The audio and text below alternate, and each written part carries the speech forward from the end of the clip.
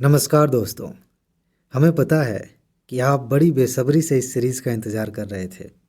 आपका इंतज़ार ख़त्म हुआ। आज से हम आरो यारो के लिए रिवीजन सीरीज़ की शुरुआत कर रहे हैं। लेकिन आगे बढ़ने से पहले मैं आपको 3 ज़रूरी बातें बताने जा रहा हूँ ताकि आपके कुछ डाउट्स क्लियर हो सकें और आप इस सीरीज़ का मैक्सिमम लाभ ले सकें। इनमें जो दूसरी बात है उस पर विशेष ध्यान दीजिएगा, बहुत ज़्यादा इम्पोर्टेंट है। लेकिन सबसे पहले पहले प्रश्न से शुरू करते हैं कि कितनी वीडियोज़ आएंगी इस सीरीज़ में। क्लियर होना चाहिए ना कि सीरीज़ शुरू हो रही है तो ख़त्म कब होगी, कितनी वीडियोज़ आएंगी। स्वाभाविक सी बात है, 10 वीडियोज़ आएंगी। मैंने आपके सामने लिखा है यहाँ पर। जैसे आज की बात करें तो एक ही वीडियो में हम पूरा प्राचीन भारत तैयार करेंगे अच्छे से। उसके बाद से अगली वीडियो आएगी मध्यकालीन भारत, और उसी क्रम में इन सारे विषयों को हम कवर करेंगे। एक सामान्य सी बात है, आपको ये बात जान लेनी चाहिए। ज़रूरी नहीं है कि जिस क्रम में ये लिखा गया है उसी क्रम में वीडियोज़ आएँ। हो सकता है कि इतिहास के जब ये तीनों सेक्शन ख़त्म हो तो भूगोल का वीडियो आ जाए, ठीक है। हो सकता है उसके बाद से विज्ञान का आ जाए, तो ये आगे पीछे हो सकता है, लेकिन 10 वीडियोज़ आएंगी। ये बात क्लियर हो गई। अब दूसरी बात करते हैं जो कि सबसे ज़्यादा इम्पॉर्टेंट है कि ठीक है, मान लेते हैं कि ये वीडियोज़ आएंगी, ये विषय हैं, इसके अंदर क्या है, क्या पढ़ने जा रहे हैं हम, क्या रिवाइज़ करने जा रहे हैं। तो इसका जवाब ये है कि उत्तर प्रदेश लोक सेवा आयोग ने जितने भी एग्ज़ाम्स लिए हैं, जितने भी तरह की परीक्षाएं कराई हैं, उन परीक्षाओं में इन विषयों से जितने भी महत्वपूर्ण तथ्य पूछे गए हैं उन सभी को हम रिवाइज करने जा रहे हैं वन लाइनर के रूप में। ये वो तथ्य हैं जिनको घुमा फिरा के अलग अलग परीक्षाओं में बार बार पूछा जाता है। उन्हीं को हमने क्या किया है, टॉपिक वाइज और सब्जेक्ट वाइज इकट्ठा कर लिया है। बात क्लियर हो गई। इससे एक चीज़ और आपको समझ लेनी चाहिए कि भले ही यह सीरीज़ आरो यारो के लिए चल रही है, लेकिन इसका महत्व बाकी सारी परीक्षाओं के लिए है जिनको आयोग द्वारा आयोजित किया जाता है। इस बात को आप ध्यान में रखिएगा, ठीक है। अब बात करते हैं कि इसका लाभ आप कैसे लेंगे। जाहिर सी बात है, आपके सामने स्क्रीन पर नीचे कहीं दिख रहा होगा सब्सक्राइब का बटन, प्यार से उसे छू लीजिए। उसके बाद से जब भी वीडियो आएगी आप तक पहुंच जाएगी। यानी कि सीधी सी बात है, आप इसे सब्सक्राइब कर लीजिए ISPCS मास्टर चैनल को। आप तक ये सारी सीरीज़ की वीडियोस मिलती रहेंगी। बाकी जो सीरीज़ चल रही है UPSC के लिए, UPPCS के लिए, वो तो मिलती ही रहेंगी, ठीक है। लेकिन तीसरी बात जो है, महत्वपूर्ण बात, वो ये है कि इसकी PDF नोट आपको कैसे मिलेगी।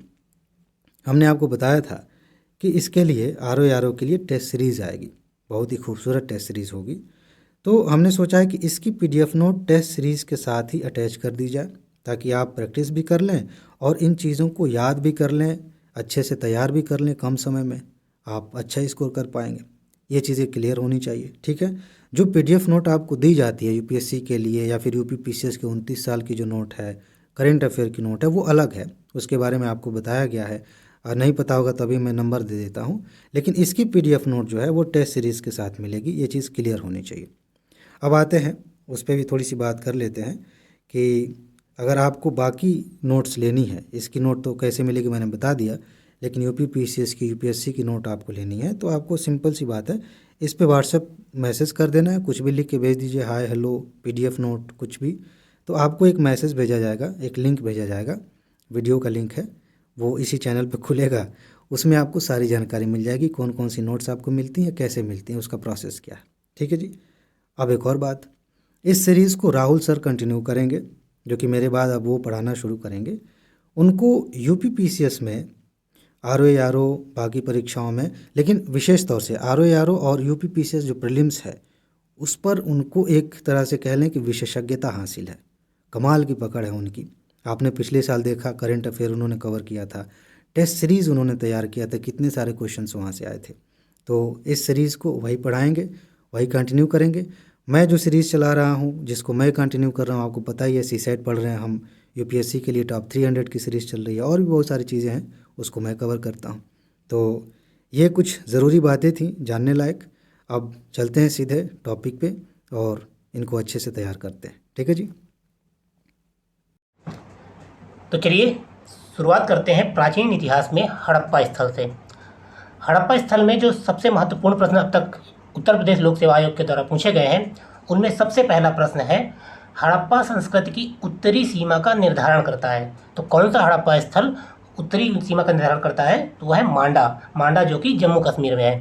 तो हड़प्पा स्थल के जो भी स्थल हैं, चाहे वो सबसे उत्तर में हो, सबसे दक्षिण में हो, सबसे पूरब में हो, चाहे सबसे पश्चिम में हो, इनके बारे में आपसे प्रश्न पूछे जाते हैं। इसलिए सारे तथ्य एक जगह पर समेट कर यहाँ पर दे दिए गए हैं। तो सबसे उत्तर में स्थित हड़प्पा स्थल कौन सा है? तो वह है मांडा जो कि जम्मू कश्मीर में है। सबसे दक्षिण में स्थित हड़प्पा स्थल कौन सा है? वो है दैमाबाद, वो महाराष्ट्र में है। और सबसे पूर्वी हड़प्पा स्थल कौन सा है? आलमगीरपुर, और ये उत्तर प्रदेश में है। और सबसे पश्चिमी ये सुत का गेंडोर है जो कि पाकिस्तान के बलूचिस्तान प्रांत में है। ठीक है, चलिए अगले देखते हैं। अगला फैक्ट क्या है? अगला जो तथ्य पूछा गया है वह है सिंधु घाटी सभ्यता का वह स्थान जो अब तक पाकिस्तान में है, जो अब पाकिस्तान में है। तो वो हड़प्पा है। इसके अलावा मोहनजोदड़ो भी पाकिस्तान में है, और सूत का गेंडोर है, और भी कई सारे हड़प्पा स्थल वो पाकिस्तान में हैं। ठीक है, उनके बारे में भी आपको पढ़ना पड़ेगा जब आप अपनी प्राचीन इतिहास को एक बार फिर से पढ़ेंगे। ठीक है, अगला महत्वपूर्ण प्रश्न है कि सैंधव सभ्यता के महान स्नानागार प्राप्त हुए हैं। जो सैंधव सभ्यता का सबसे महान स्नानागार है वो कहाँ से प्राप्त हुआ है? तो वो मोहनजोदड़ो से प्राप्त हुआ है। मोहनजोदड़ो से इसके अतिरिक्त और क्या क्या प्राप्त हुआ है? तो वो लगे हाथ वो भी देख लेते हैं। नर्तकी की मूर्ति प्राप्त हुई है, बड़ा अन्नागार या विशाल अन्नागार प्राप्त हुआ है, घोड़े की मरण मूर्ति यानी मिट्टी की मूर्ति प्राप्त हुई है, उत्कीर्ण कांस्य कुल्हाड़ी और पट्टेदार जल निकास, ये भी मोहनजोदड़ो से प्राप्त हुआ है। अगला महत्वपूर्ण प्रश्न है सिंधु घाटी सभ्यता की विकास अवस्था में वह स्थल जहाँ से घरों में कुएं के अवशेष मिले हैं वो है मोहनजोदड़ो। ठीक है, तो मोहनजोदड़ो में कुएं के अवशेष मिले हैं, ये आपको ध्यान रखना है। अगला प्रश्न है सिंधु घाटी सभ्यता का पत्तन नगर या बंदरगाह नगर कौन सा था? तो वो था लोथल। ठीक है, अगला प्रश्न है कि पट्टिका पर उत्कीर्ण यानी मिट्टी की पट्टिका पर उत्कीर्ण सींग युक्त देवता की कृति कहाँ से प्राप्त हुई है? तो वो लोथल से प्राप्त हुई है।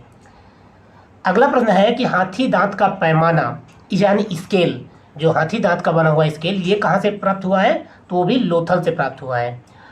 हड़प्पा का उत्खनन करने वाला प्रथम पुरातत्वविद जो इसके महत्व को समझ पाया था तो वो एक अंग्रेज पुरातत्वविद थे, सर जॉन मार्शल। ये आपको पता होना चाहिए।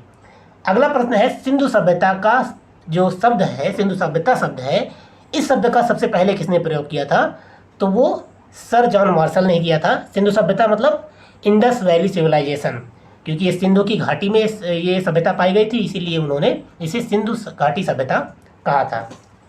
अगला प्रश्न है कि सिंधु सभ्यता पर प्रकाश डालता है यानी किस प्रकार से सिंधु घाटी सभ्यता का पता चला था? तो वो पुरातत्व संबंधी खुदाई थी, उससे सिंधु सभ्यता का पता चला था। अगला प्रश्न है सिंधु सभ्यता से संबंधित केंद्र जो उत्तर प्रदेश में स्थित है। उत्तर प्रदेश में या हड़प्पा सभ्यता के या सिंधु घाटी सभ्यता के कौन कौन से स्थल मौजूद हैं? इन पे कई बार उत्तर प्रदेश लोक सेवा आयोग के द्वारा प्रश्न पूछे गए हैं। तो मैंने सारे जो स्थल हैं वो एक ही जगह पर समेटे हुए हैं। तो उसमें है आलमगीरपुर जो मेरठ में है, हुलास जो सहारनपुर में है, बड़गांव ये भी सहारनपुर में है, मांडी ये मुजफ्फरनगर में है, और सनौली ये बागपत में है। कहाँ कहाँ? आलमगीरपुर, हुलास, बड़गांव, मांडी और सनौली, ये उत्तर प्रदेश के हड़प्पा स्थल हैं, ये आपको पता होने चाहिए। अगला प्रश्न है हड़प्पा सभ्यता स्थल लोथल कहाँ पर है, किस राज्य में है? तो ये गुजरात में है। अगला प्रश्न है कि हड़प्पन संस्कृति के संदर्भ में शैलकृत स्थापत्य के प्रमाण कहाँ से मिले हैं? तो ये धौलावीरा से प्राप्त हुए हैं, शैलकृत स्थापत्य के प्रमाण। अगला प्रश्न है जुटे हुए खेत की खोज किस हड़प्पा स्थल में से हुई है? तो ये कालीबंगा से हुई है। कालीबंगा में और क्या प्राप्त हुआ है? तो अग्निवेदिकाएं, खांचे, नगर दुर्ग और निचली बस्तियां, ये सब कालीबंगा से प्राप्त हुआ है। भारत का सबसे बड़ा हड़प्पा स्थल कौन सा है? तो वो है राखीगढ़ी जो हरियाणा में है। अधिसंख्य यानी अधिकांश हड़प्पा स्थल कहाँ पर है? तो सिंधु की घाटी में है, सिंधु घाटी में है, इंडस वैली में है। अगला प्रश्न है कि हड़प्पा संस्कृति की जानकारी का प्रमुख स्रोत क्या है? तो अभी इसके पहले हम जान चुके हैं, पुरातात्विक खुदाई से ही हड़प्पा जो सभ्यता है इसका पता चला था। अगला महत्वपूर्ण प्रश्न है कि भारत में कपास की खेती का सबसे पहला साक्ष्य कहाँ से प्राप्त हुआ था? तो ये मेहरगढ़ से प्राप्त हुआ था। कहाँ से? मेहरगढ़ से कपास की खेती का सबसे पहला साक्ष्य प्राप्त हुआ था। हड़प्पा का वह स्थान जहाँ से मिट्टी की हल्की आकृति मिली है तो वो बनावली है। वह हड़प्पा स्थल जहाँ से मिट्टी की हल्की आकृति मिली थी, बनावली। हड़प्पा स्थल जहाँ से 100 पेटिका के यानी ताबूत के प्रमाण मिले हैं वो है हड़प्पा। हड़प्पा जो सिंधु घाटी सभ्यता स्थल है वहाँ से ताबूत के प्रमाण मिले थे। अगला प्रश्न है कि घाटी सभ्यता का पोर्ट टाउन या बंदरगाह शहर कौन सा है? ये हम पहले भी देख चुके हैं, लोथल है। और भारत में स्वतंत्रता के बाद सर्वाधिक यानी अधिकांश हड़प्पन स्थलों की खोज किस राज्य में हुई है? तो गुजरात में हुई है। ये भी आपको याद रखना चाहिए। और भी महत्वपूर्ण तथ्य है, आपको जितने हड़प्पा स्थल हैं उनके खोजकर्ता और वो किस नदी के किनारे हैं ये जरूर पढ़ लीजिएगा। हड़प्पा स्थल में सबसे महत्वपूर्ण यही है, 3 बातें। कौन सा हड़प्पा स्थल किस प्रांत में है, किस हड़प्पा स्थल से कौन सी महत्वपूर्ण वस्तुएं प्राप्त हुई हैं, और कौन सा हड़प्पा स्थल किस नदी के किनारे है। ठीक है, और अगर खोजकर्ता याद कर सकते हैं तो वो भी याद कर लीजिएगा। और हड़प्पा स्थल में आपको कुछ भी खास पढ़ने की जरूरत नहीं है। ठीक है, आप ये नोट डाउन कर लीजिए। चलिए आगे बढ़ते हैं अगले टॉपिक की ओर। अगला जो टॉपिक है वो है वैदिक काल। प्राचीन इतिहास में वैदिक काल से कौन कौन से प्रश्न पूछे गए हैं? तो वो पहला प्रश्न है, मूर्ति पूजा का आरंभ माना जाता है तो वो पूरे आर्यन पीरियड से, यानी आर्यों के पहले से ही ये मूर्ति पूजा प्रारंभ हो गई थी। अगला महत्वपूर्ण प्रश्न है कि अवेस्ता और ऋग्वेद में समानता है। ये तथ्य बताया जा रहा है कि अवेस्ता एक ग्रंथ है और ऋग्वेद, इन दोनों में समानता है। तो अवेस्ता किस क्षेत्र से संबंधित है? तो अवेस्ता ईरान का एक ग्रंथ है। ठीक है, तो ईरान का ग्रंथ अवेस्ता और भारत के ग्रंथ ऋग्वेद में काफ़ी समानता है, ये पूछा गया है। ठीक है, महाभारत ग्रंथ का उपनाम क्या है? तो उसका उपनाम है शतसहस्त्री संहिता। शतसहस्त्री संहिता मतलब 1,00,000 श्लोक हैं इसमें, इसलिए इसको शतसहस्त्री संहिता नाम दिया गया है। और इसका मूल नाम जय संहिता था। ठीक है, चलिए आगे देखते हैं अगला महत्वपूर्ण तथ्य क्या है। अगला महत्वपूर्ण तथ्य है कि पवित्र गायत्री मंत्र किस ग्रंथ में अंतर्विष्ट है? वह ऋग्वेद। ऋग्वेद में ही गायत्री मंत्र अंतर्विष्ट है। गायत्री मंत्र के नाम से प्रसिद्ध मंत्र सर्वप्रथम किस ग्रंथ में मिलता है? तो ऋग्वेद में। और उसकी रचना किसने की थी? विश्वामित्र ने। अगला महत्वपूर्ण प्रश्न है कि ऋग्वेद की मूल लिपि क्या थी? तो वो मूल लिपि ब्राह्मी लिपि में ऋग्वेद लिखा गया था। ऋग्वेद पर आधारित संकलन कौन सा है, यानी कौन सा ऐसा वेद है जो ऋग्वेद पर आधारित है? तो वो है सामवेद। सामवेद में जो भी चीज़ें हैं वो ऋग्वेद पर आधारित हैं। अगला महत्वपूर्ण प्रश्न है कि ऋग्वेद धर्म था बहुदेववादी, यानी कि इस, चूँकि आप ऋग्वेद के बारे में जब आपने पढ़ा होगा तो उसमें बताया गया है कि कई सारे देवताओं की, इंद्र की और अरुण की, वरुण की, इन सब की पूजा की जाती थी, अग्नि की, इसलिए बहुदेववादी है। बहुत सारे देवताओं की पूजा की जाती थी, इसलिए बहुदेववादी है। ठीक है, ऋग्वेद काल में जनता विश्वास करती थी बलि और कर्मकांड में। ऋग्वैदिक काल में बलि और कर्मकांड बहुत ज़्यादा प्रचलित था और इसी के विरोध में जैन धर्म और बौद्ध धर्म का उदय हुआ था, ये भी आपको पता होगा। ठीक है, चलिए आगे बढ़ते हैं। अगला महत्वपूर्ण प्रश्न क्या है? अगला महत्वपूर्ण प्रश्न है, गोत्र शब्द का सर्वप्रथम प्रयोग हुआ था ये ऋग्वेद में। गोत्र शब्द का सर्वप्रथम जो प्रयोग हुआ है वो ऋग्वेद में ही आपको ये प्रयोग मिलता है। अगला महत्वपूर्ण प्रश्न है कि ऋग्वेद में सर्वाधिक संख्या में मंत्र संबंधित हैं। जो ऋग्वेद में ढेर सारे मंत्र हैं उनमें सबसे ज़्यादा मंत्र किस देवता संबंधित हैं? तो सबसे ज़्यादा मंत्र इंद्र से संबंधित है, 250 बार जिक्र हुआ है इंद्र का, और उसके बाद अग्नि का 200 बार। ठीक है, और सबसे प्राचीन ग्रंथ कौन सा है? तो ऋग्वेद है, ये भी आप जानते हैं। फिर इसके बाद महत्वपूर्ण प्रश्न है कि वह वैदिक ग्रंथ जिसमें वर्ण शब्द का सर्वप्रथम नामोल्लेख मिलता है तो वह है ऋग्वेद। ठीक है ना, वर्ण शब्द सबसे पहले कहाँ मिलता है? ऋग्वेद में मिलता है।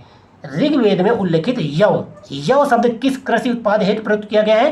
तो जव। तो जव होता है अनाज, उसके लिए यव शब्द प्रयोग किया गया है ऋग्वेद में। अगला महत्वपूर्ण प्रश्न क्या है? वह नदी जिसके किनारे ऋग्वेद में उल्लेखित प्रसिद्ध 10 राजाओं का युद्ध यानी दसराग युद्ध लड़ा गया था वो परशुणी या रावी नदी है। आज के समय में रावी नदी कहा जाता है, तब ऋग्वैदिक काल में उसे परशुणी नदी कहा जाता है। और ऐसे ही कई सवाल पूछे जाते हैं प्राचीन नदियों के प्राचीन नाम और वर्तमान नाम से, इसलिए मैंने एक ही जगह पर सारी नदियों के नाम लिख दिए हैं। तो चिनाब को पहले क्या कहा जाता था? अस्कनी नाम से जाना जाता था। झेलम को वितास्ता नाम से जाना जाता था, और इसके बाद व्यास को विपाशा नाम से जाना जाता था, सतलज को सतुद्री नाम से जाना जाता था, और गंडक को सदानीरा नाम से जाना जाता था। ये नाम आपको रटे होने चाहिए क्योंकि ये फैक्ट बहुत बार और कई सारे एग्जाम से पूछे गए हैं। ठीक है, तो आप इनके नोट्स चाहे तो आप इनको नोट डाउन भी कर लीजिए। मिलते हैं, देखिए अगला प्रश्न क्या है। अगला प्रश्न है, ऋग्वैदिक काल के प्रारंभ में महत्वपूर्ण मूल्यवान संपत्ति किसे समझा जाता था?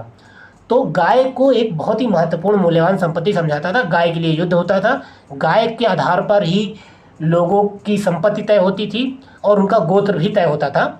ये गाय ही सबसे महत्वपूर्ण जीव था। ठीक है, चलिए आगे बढ़ते हैं।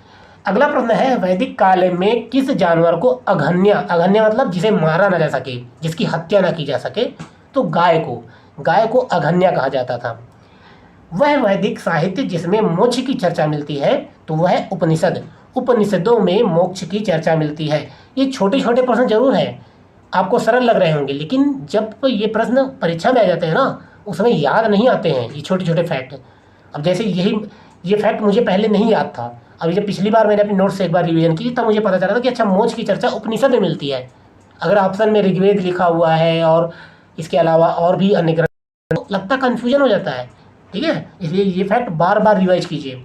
वह वैदिक साहित्य जिसमें मोक्ष की चर्चा मिलती है वो है उपनिषद।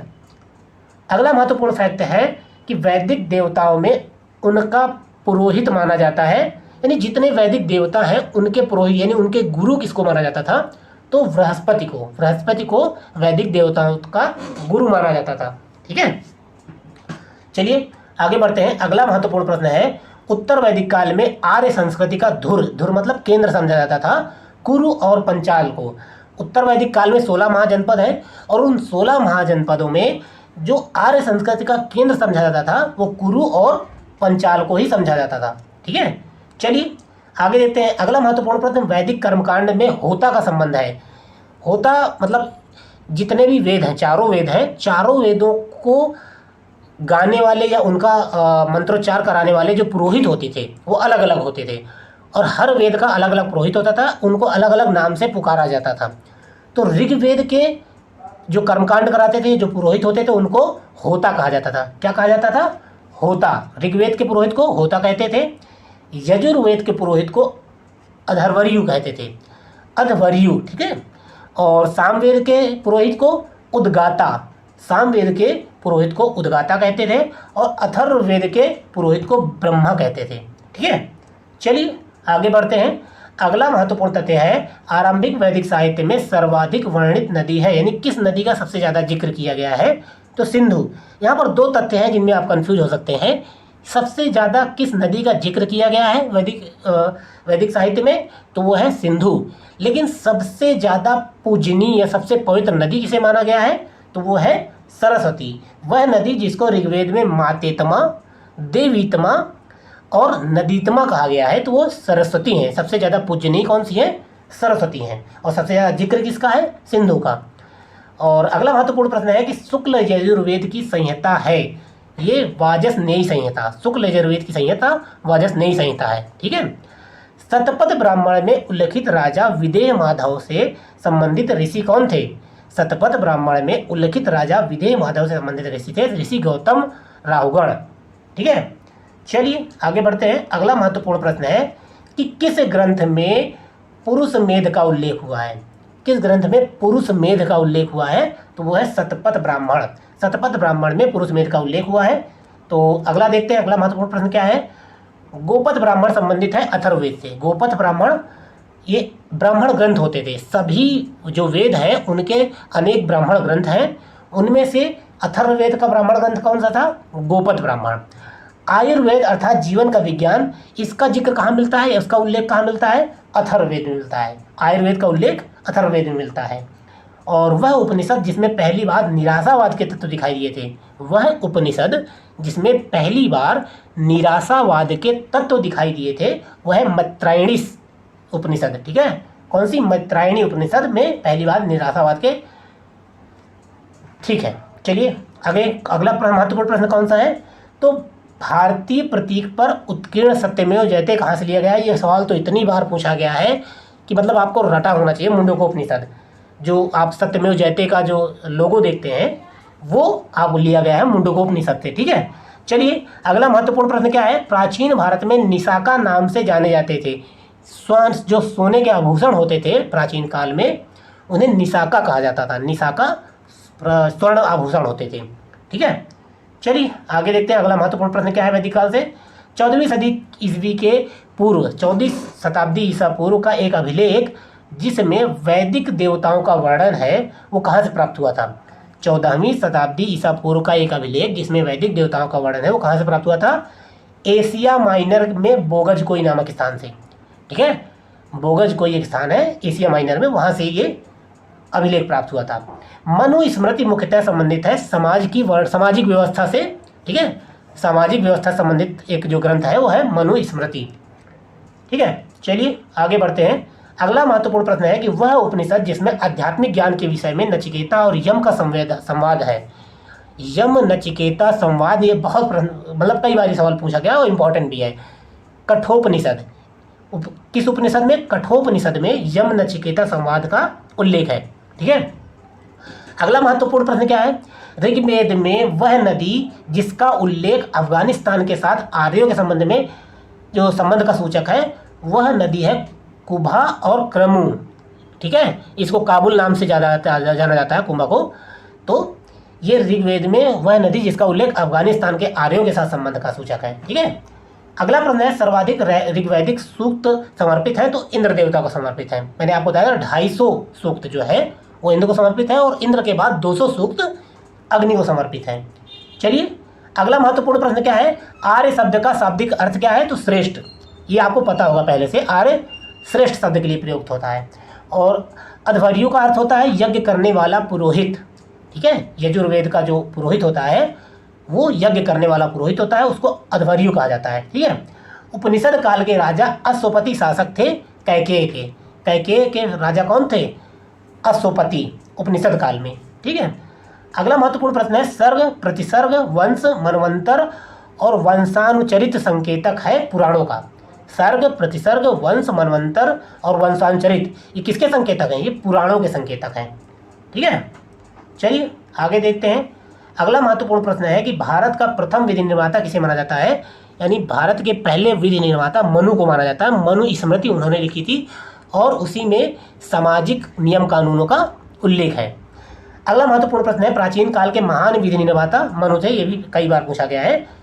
कौशेय शब्द का प्रयोग किया गया है रेशम के लिए। रेशम के लिए प्राचीन काल में कौशेय शब्द का प्रयोग किया जाता था।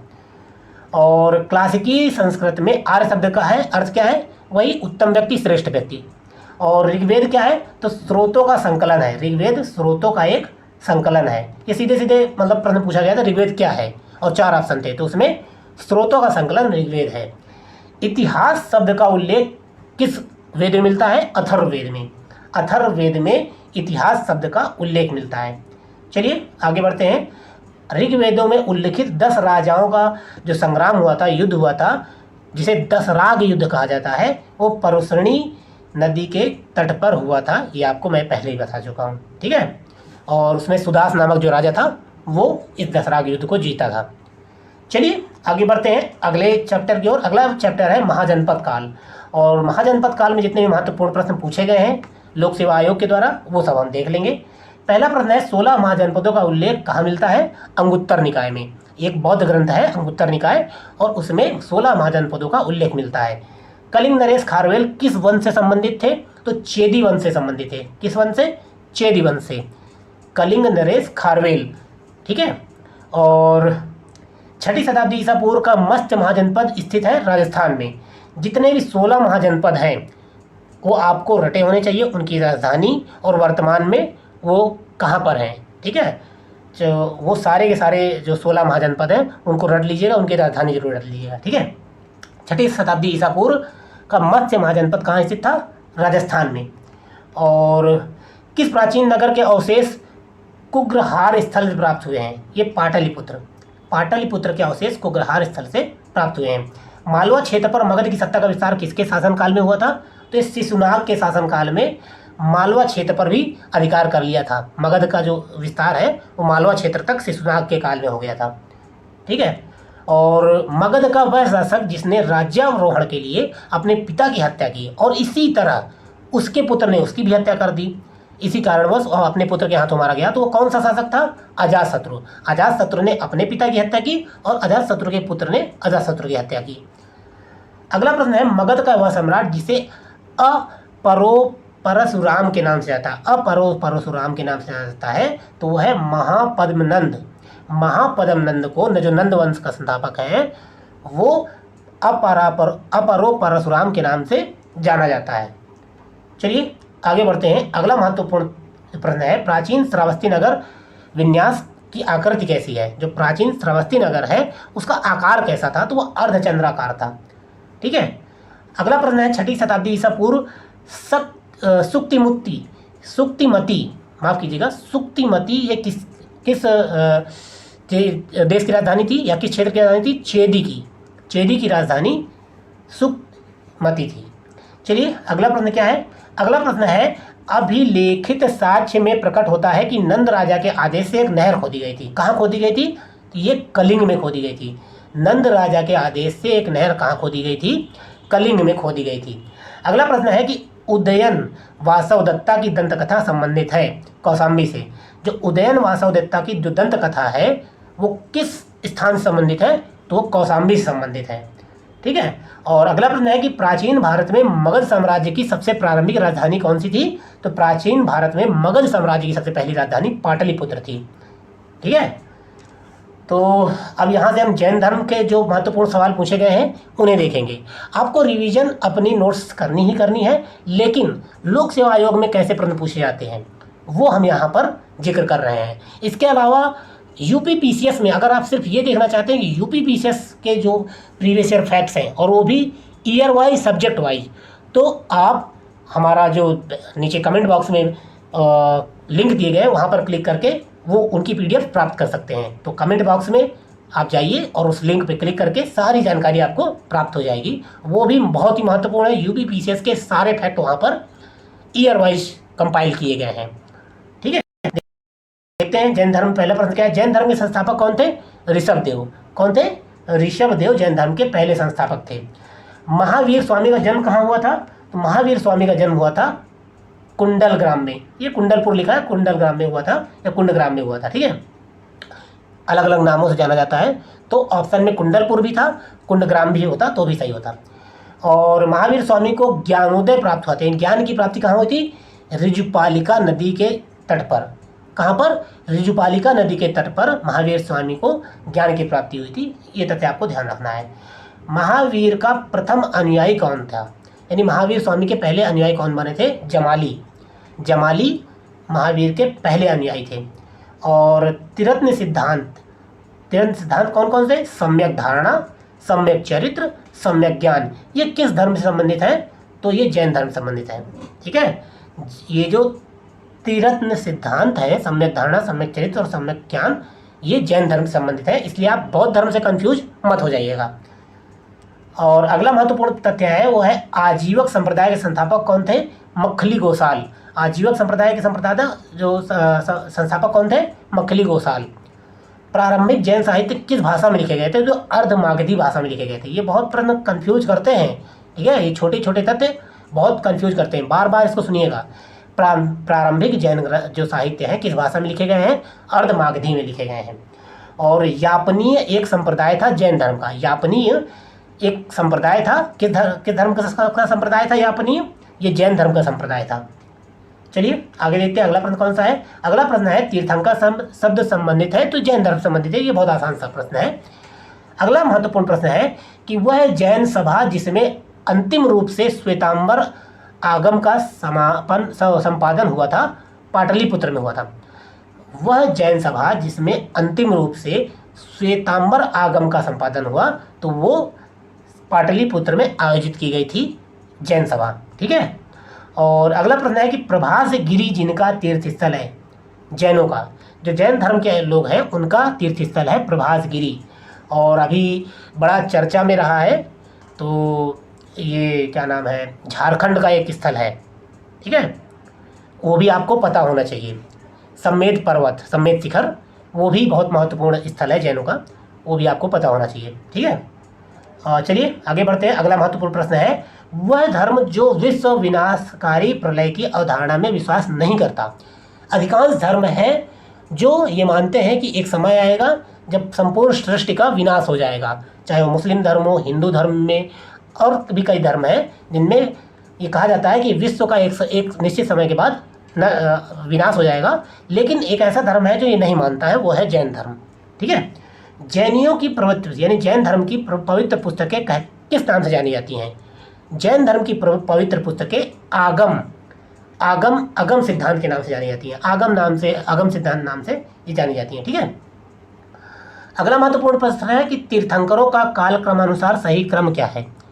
तो आप ये प्रश्न मैं आपको बता दूं, हो सके तो 24 के 24 तीर्थंकर अगर याद कर सकते हैं तो याद कर लीजिएगा, नहीं तो शुरुआत के 5 और लास्ट के 5 तीर्थंकर जरूर याद कर लीजिएगा, क्योंकि इनका क्रम पूछ लेता है और इनके जो प्रतीक हैं वो भी पूछ लेता है।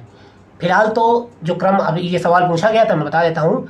इसमें सबसे पहले तीर्थंकर है अभिनंदन, फिर इसके बाद पद्म प्रभु, फिर विमलनाथ और फिर मुनि सुव्रतनाथ। ये इनका सही क्रम है ऊपर से नीचे की ओर।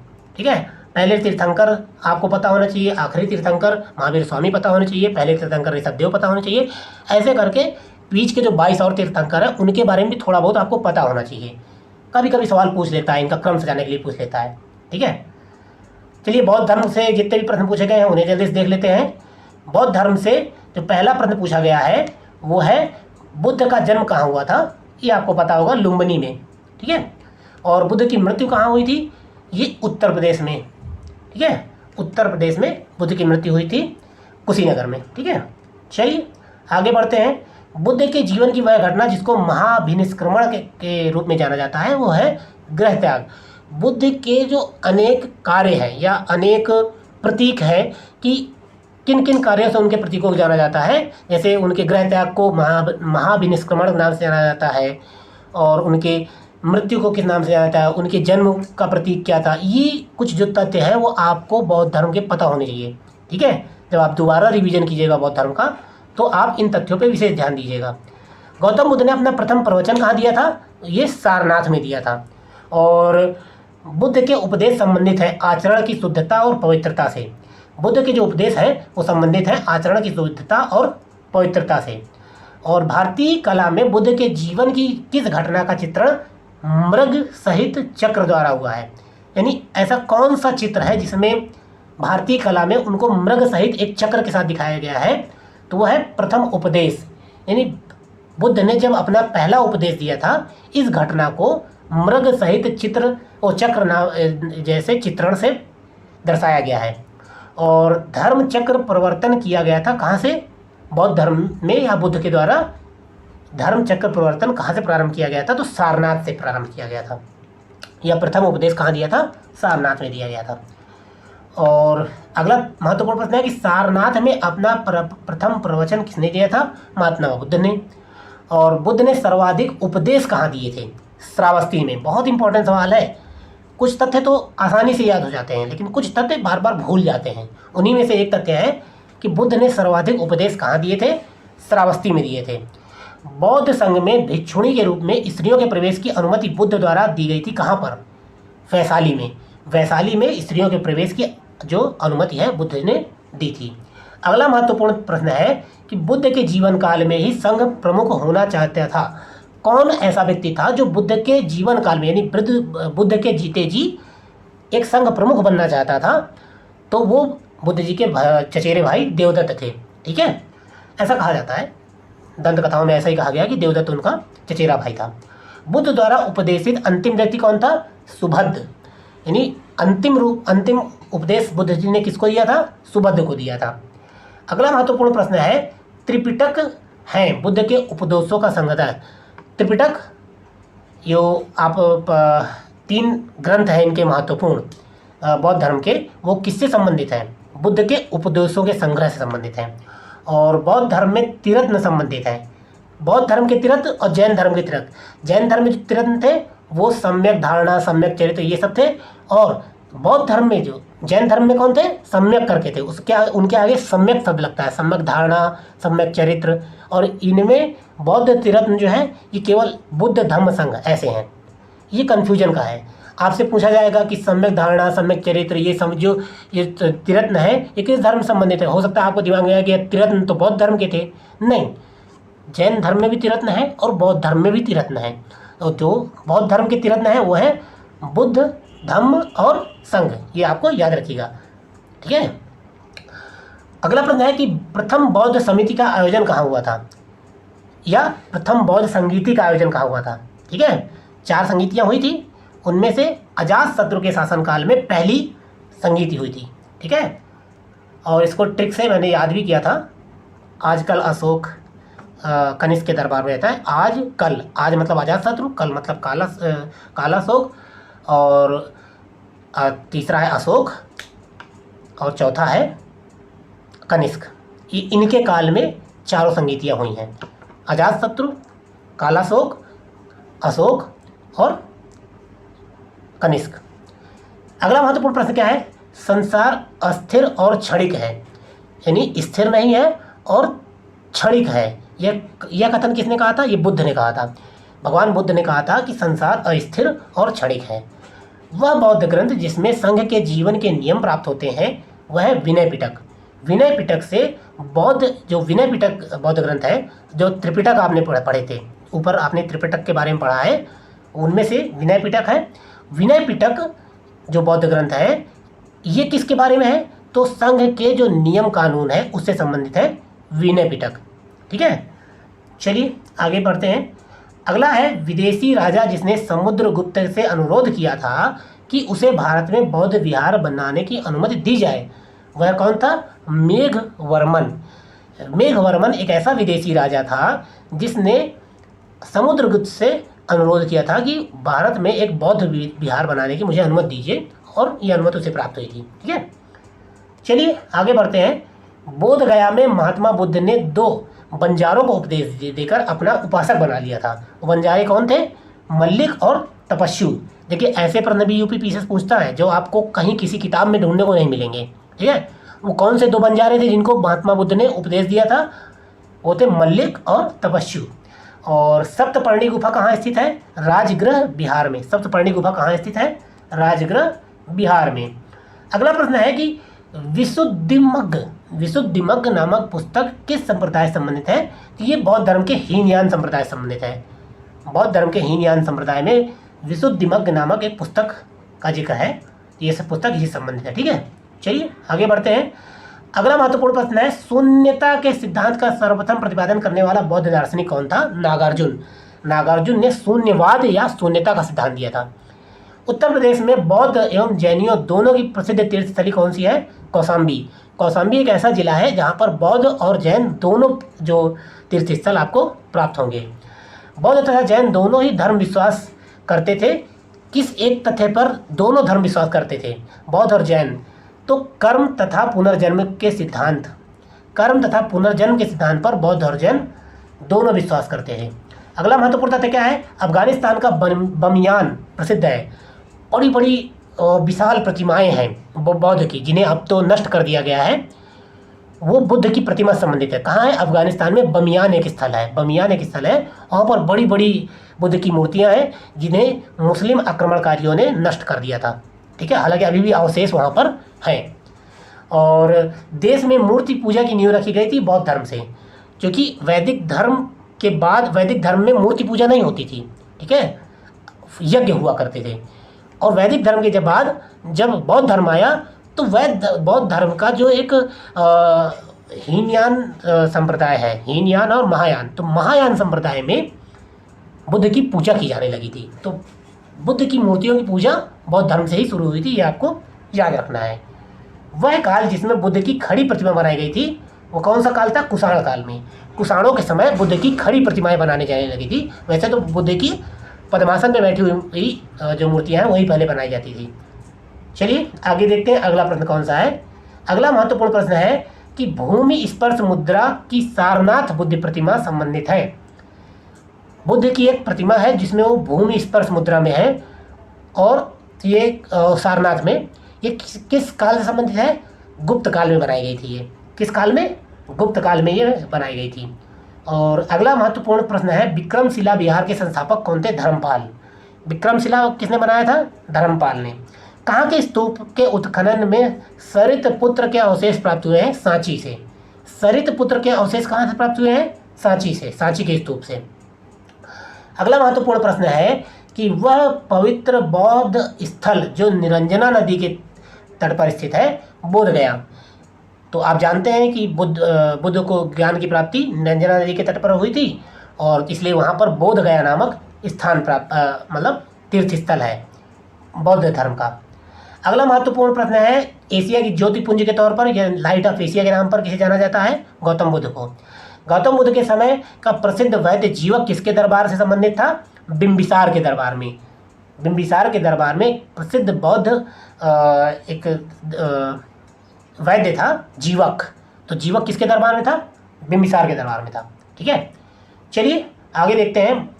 बुद्ध कौशाम्बी किसके राज्यकाल में गए थे? बुद्ध कौशाम्बी गए थे, लेकिन उस समय किसका शासनकाल था? उदयन का। उदयन के शासनकाल में बुद्ध कौशाम्बी गए थे। ये तथ्य आपको पता होना चाहिए। अगला महत्वपूर्ण प्रश्न है कि तिब्बत में बौद्ध धर्म के सुधार में महती भूमिका निभाने वाले उपाध्याय अतीश किस बिहार के प्रसिद्ध विद्वान थे? विक्रमशिला बिहार के। यानी कि जो एक उपाध्याय हैं, यानी बौद्ध धर्म में जो टीचर होते हैं उनको उपाध्याय कहा जाता है। ये अतीश नाम के जो उपाध्याय थे, ये विक्रमशिला विश्वविद्यालय से पढ़े हुए थे और उन्होंने तिब्बत में बौद्ध धर्म के सुधार में बहुत महत्वपूर्ण भूमिका निभाई थी। ये प्रश्न पूछा गया था लोक सेवा आयोग में। ऐसे ऐसे प्रश्न पूछ लिए जाते हैं, देखिए, जो कभी कभी नहीं पढ़े हैं, किसी किताब में नहीं पढ़े हैं। अगला महत्वपूर्ण प्रश्न है कि गौतम बुद्ध ने प्रथम धार्मिक प्रवचन कहाँ दिया था? सारनाथ में। ये तो कई बार हम लोग पढ़ चुके हैं। और भारत में सर्वप्रथम मानव मूर्तियों की पूजा हुई थी बुद्ध की, ये भी पहले आ चुका है। तो ये थे बौद्ध धर्म से संबंधित जितने भी महत्वपूर्ण प्रश्न थे, ये हमने देख लिए, जितने भी महत्वपूर्ण प्रश्न आए हुए हैं। ठीक है, तो आगे देखते हैं। हिंदू धर्म से संबंधित जितने महत्वपूर्ण प्रश्न आए हैं उन्हें देखते हैं। हिंदू धर्म में शैव, चाहे वो शैव धर्म से हो, वैष्णव धर्म से, शाक्त धर्म से, ये सब हम अभी इससे संबंधित जितने भी प्रश्न आए हैं लोक सेवा आयोग के द्वारा पूछे गए हैं वो सब हम यहाँ पे कवर करेंगे। तो चलिए देखते हैं। अर्धनारीश्वर मूर्ति में आधा शिव तथा आधा पार्वती प्रतीक है। देव और उनकी शक्ति योग, यानी भगवान शंकर और पार्वती के शक्ति योग का ये प्रतीक है। ठीक है, वह देवता जिसको कला में हल लिए प्रदर्शित किया गया। ये सवाल लोक सेवा आयोग के द्वारा इस तरह सवाल पूछे गए हैं। ठीक है, तो हल किनका अस्त्र था? बलराम का, कृष्ण जी के जो भाई हैं बलदाऊ का या बलराम का। ठीक है, अगला महत्वपूर्ण प्रश्न है कि रामायण के का वह कांड जिसमें राम और हनुमान की पहली भेंट हुई थी। लोक सेवा आयोग में ऐसे ही प्रश्न पूछे गए हैं। रामायण का वह कांड जिसमें राम और हनुमान की पहली भेंट हुई थी, किष्किंधा कांड। किष्किंधा कांड में रामायण और हनुमान जी की भेंट हुई थी। हालांकि मैंने कुछ और तथ्य जोड़ दिए हैं, इसलिए रामायण और महाभारत से जो महत्वपूर्ण तथ्य हैं वो मैंने जोड़े हैं। ठीक है, भागवत संप्रदाय में भक्ति के रूपों की संख्या कितनी है? 9। भागवत संप्रदाय में भक्ति के 9 रूप हैं। तुम्हारा अधिकार कर्म पर है, फल की प्राप्ति पर नहीं। यह ग्रंथ, ये किस ग्रंथ से लिया गया है यह कथन? तो गीता में। गीता में कहा गया है ना, कर्मण्येवाधिकारस्ते, यानी सिर्फ कर्म करो।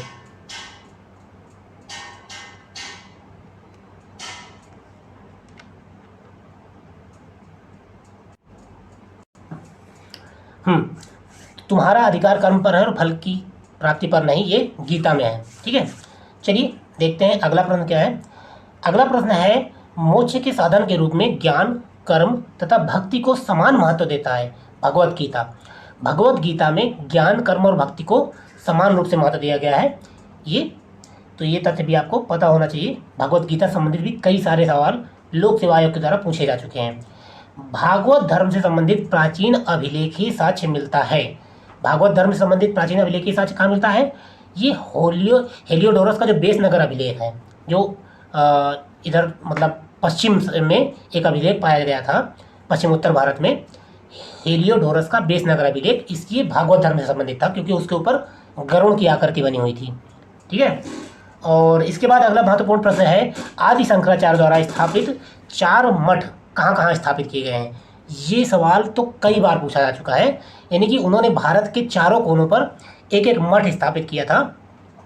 तो वो कौन कौन से हैं?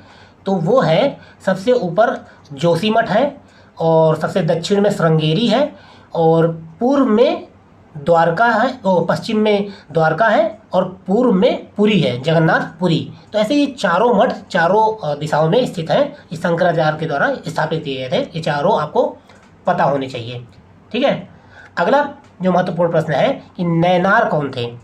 तो भक्ति काल में 2 प्रमुख संत हुए हैं, अलवार और नैनार।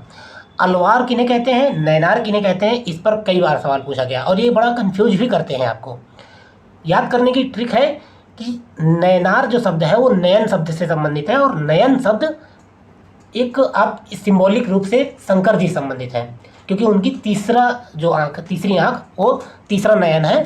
तो आप नयन शब्द नयनार से लीजिएगा तो आप समझ जाएंगे कि ये शैव धर्म या शंकर जी संबंधित है, ठीक है। और अलवार जो है वो विष्णु जी संबंधित है। तो वैष्णव संप्रदाय के जो संत थे वो अलवार नाम से जाने जाते थे, और जो शैव धर्म के अनुयायी थे या संत थे उन्हें नयनार नाम से जाना जाता था, ठीक है। चलिए देखते हैं अगला प्रश्न क्या है। अगला प्रश्न है कि रामायण में कितने हजार श्लोकों का संग्रह है। अभी मैंने इसके पहले आपको बताया था कि महाभारत में कितने श्लोक हैं, 1,00,000 श्लोक है, और रामायण में कितने श्लोक हैं, 24,000। इसीलिए इसको संस्कृत में चतुर्विंशति सहस्त्री संहिता कहते हैं, ठीक है। रामायण में कितने श्लोक हैं, 24,000, ठीक है। चलिए अगला प्रश्न देखते हैं। अगला प्रश्न है वाल्मीकि कृत रामायण में कुल कितने कांड हैं। अभी मैंने इसके पहले एक प्रश्न आया था कि राम जी और हनुमान जी का मिलन किस कांड में हुआ था, तो किष्किंधा कांड में हुआ था। और एक सवाल ये भी पूछ लिया गया था कि रामायण में कुल कितने कांड हैं, तो 7 कांड हैं। सातों कांड के नाम आपको पता होने चाहिए। पहला है बालकांड, दूसरा है अयोध्या कांड, तीसरा है अरण्यक कांड, और चौथा है किष्किंधा कांड, पांचवा है सुंदर कांड, और छठवां है लंका कांड, सातवां है उत्तर कांड, ठीक है। सुंदर कांड का जिक्र बहुत आता है, कई बार आप सामान्य जो आसपास में भी सुनते रहते हैं। ये 5वां कांड है सुंदर कांड, ठीक है। चलिए देखते हैं अगला महत्वपूर्ण प्रश्न क्या है। वेदांग कितने हैं, वेदों के अंग कितने हैं, 6। और मैंने इन 6 वेदांगों को डिस्क्राइब करके लिख दिया है। पहला वेदांग है छंद, यानी वेदों के पैर जिन्हें कहा गया है। वेदों के पैरों को छंद कहा गया है। वेदों के हाथों को कल्प कहा गया है। वेदों की आंख को ज्योतिष कहा गया है। वेदों के कान को निरुक्त कहा गया है। वेदों की नासिका शिक्षा को कहा गया है, और वेदों के मुख को व्याकरण कहा गया है। ये 6 वेदांग है, छंद, कल्प, ज्योतिष, निरुक्त, शिक्षा और व्याकरण, ठीक है। चलिए आप ये जरूर याद रखिएगा कि वेदांग कितने हैं, 6 वेदांग हैं, ठीक है। अब इसके बाद हम मौर्य साम्राज्य से जितने महत्वपूर्ण प्रश्न पूछे गए हैं उन सबको कवर करेंगे। जितने महत्वपूर्ण वन लाइनर फैक्ट हैं उन सबको कवर करेंगे। प्रथम भारतीय साम्राज्य स्थापित किया था, किसने किया था, चंद्रगुप्त मौर्य ने। ये आप जानते हैं मौर्य साम्राज्य का संस्थापक कौन था, चंद्रगुप्त मौर्य। अगला महत्वपूर्ण प्रश्न है सेंड्रोकोट्स या चंद्रगुप्त मौर्य सिकंदर महान की भेंट का उल्लेख किया है। यानी चंद्रगुप्त मौर्य और सिकंदर की भेंट का किसने उल्लेख किया है, जस्टिन ने। जस्टिन नामक एक लेखक है, उसने चंद्रगुप्त मौर्य और सिकंदर की भेंट का उल्लेख किया है। अगला महत्वपूर्ण प्रश्न है कि जल की आवश्यकता को ध्यान में रखते हुए जिस प्रथम शासक ने गिरनार क्षेत्र में एक झील का निर्माण करवाया था। गिरनार में एक झील का निर्माण किसने करवाया था, चंद्रगुप्त मौर्य ने। और इसी झील के पुनरुद्धार का कई बार जिक्र आता है, ठीक है। तो इसका निर्माण किसने करवाया था, चंद्रगुप्त मौर्य ने। अगला महत्वपूर्ण प्रश्न है कि अभिलेख जिससे यह प्रमाणित होता है कि चंद्रगुप्त का प्रभाव पश्चिम पर था, ये कौन सा अभिलेख है, रुद्रदामन का जूनागढ़ अभिलेख। क्योंकि जूनागढ़ गुजरात में है और गुजरात तक चंद्रगुप्त मौर्य का प्रभाव था, इसका जो प्रमाण है वो जूनागढ़ अभिलेख से प्राप्त होता है, रुद्रदामन का जूनागढ़ अभिलेख, ठीक है। अगला महत्वपूर्ण प्रश्न है कि कौटिल्य का अर्थशास्त्र एक शासन के सिद्धांतों की पुस्तक है। ये कौटिल्य का जो अर्थशास्त्र नामक पुस्तक है, ये कैसी पुस्तक है, नाम तो अर्थशास्त्र है लेकिन इसमें शासन और प्रशासन से संबंधित सिद्धांत है। इसमें अर्थशास्त्र जैसी कोई अर्थशास्त्र या बिजनेस व्यापार ऐसा कोई जिक्र नहीं है, ठीक है। ये शासन और प्रशासन की एक पुस्तक है। अगला महत्वपूर्ण प्रश्न है किसकी तुलना मैकियावेली के प्रिंस से की जाती है। कौटिल्य को के अर्थशास्त्र को मैकियावेली एक यूरोपीय लेखक है जिसकी एक कृति है प्रिंस, बहुत फेमस कृति है प्रिंस। तो वैसे ही कौटिल्य के अर्थशास्त्र जो पुस्तक है उसको मैकियावेली के प्रिंस के रूप में जाना जाता है। अगला महत्वपूर्ण प्रश्न है कि राजा के साप्तांग सिद्धांत के अनुसार राज्य का 7वां अंग कौन सा है। अर्थशास्त्र में, कौटिल्य के अर्थशास्त्र में राजा के 7 अंग बताए गए हैं, ठीक है ना। राज्य के 7 अंग बताए गए हैं, उसे साप्तांग सिद्धांत कहा गया है। और इसमें 7वां अंग है मित्र, ठीक है। मित्र राज्य का 7वां अंग होता है। अगला महत्वपूर्ण प्रश्न है कि चाणक्य अपने बचपन में किस नाम से जाने जाते थे, या चाणक्य के बचपन का नाम क्या था, विष्णुगुप्त। अर्थशास्त्र के अनुसार सीता भूमि का अभिप्राय क्या है, ऐसी भूमि, किस भूमि को सीता नाम से जाना जाता है?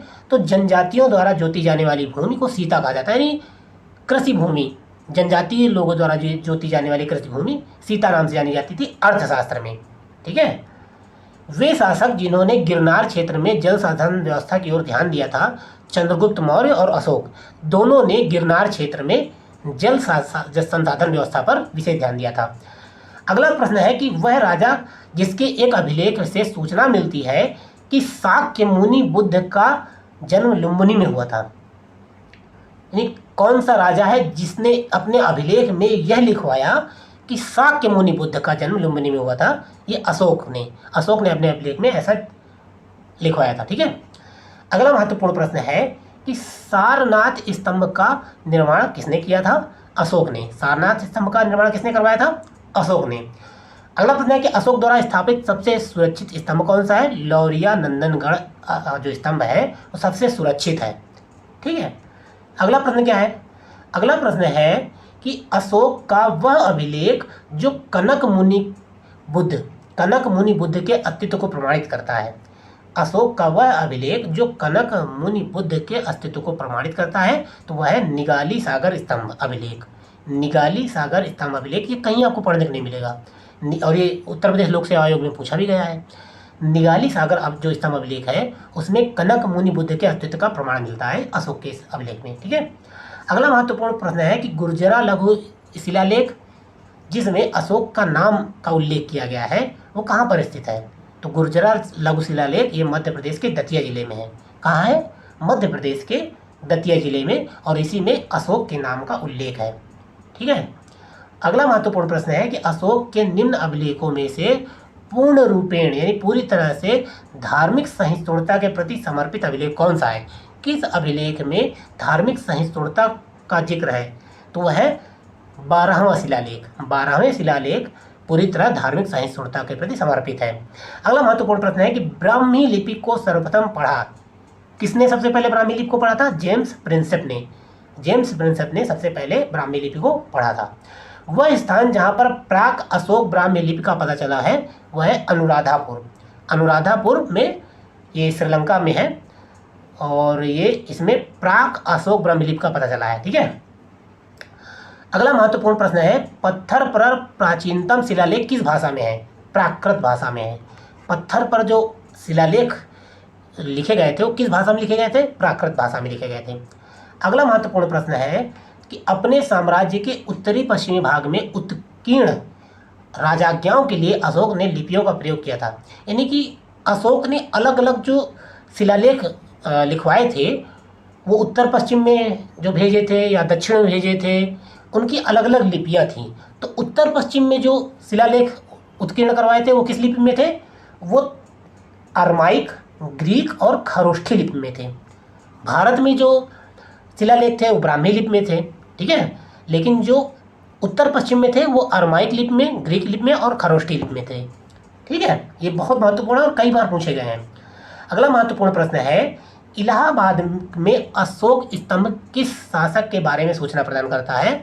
तो इलाहाबाद का जो अशोक स्तंभ है वो समुद्रगुप्त के बारे में भी सूचना प्रदान करता है। ठीक है। अगला महत्वपूर्ण प्रश्न है कि फाहियान भारत में आया था, कब आया था? 399 एडी में, यानी ईसा पूर्व में। फाहियान भारत में 399 ईसा पूर्व आया था, और एडी मतलब ईसवी में। ठीक है। फाहियान भारत में 399 पूर्व ईसवी में आया था, माफ़ कीजिएगा। ठीक है। अगला महत्वपूर्ण प्रश्न है कलिंग युद्ध का विवरण हमें कहाँ से प्राप्त होता है? कलिंग युद्ध का ये सवाल तो बहुत बार पूछा गया है, आपको बिल्कुल रटा होना चाहिए। 13वां जो शिलालेख है अशोक का, 13वां शिलालेख में कलिंग युद्ध का बहुत ही विस्तार से वर्णन है।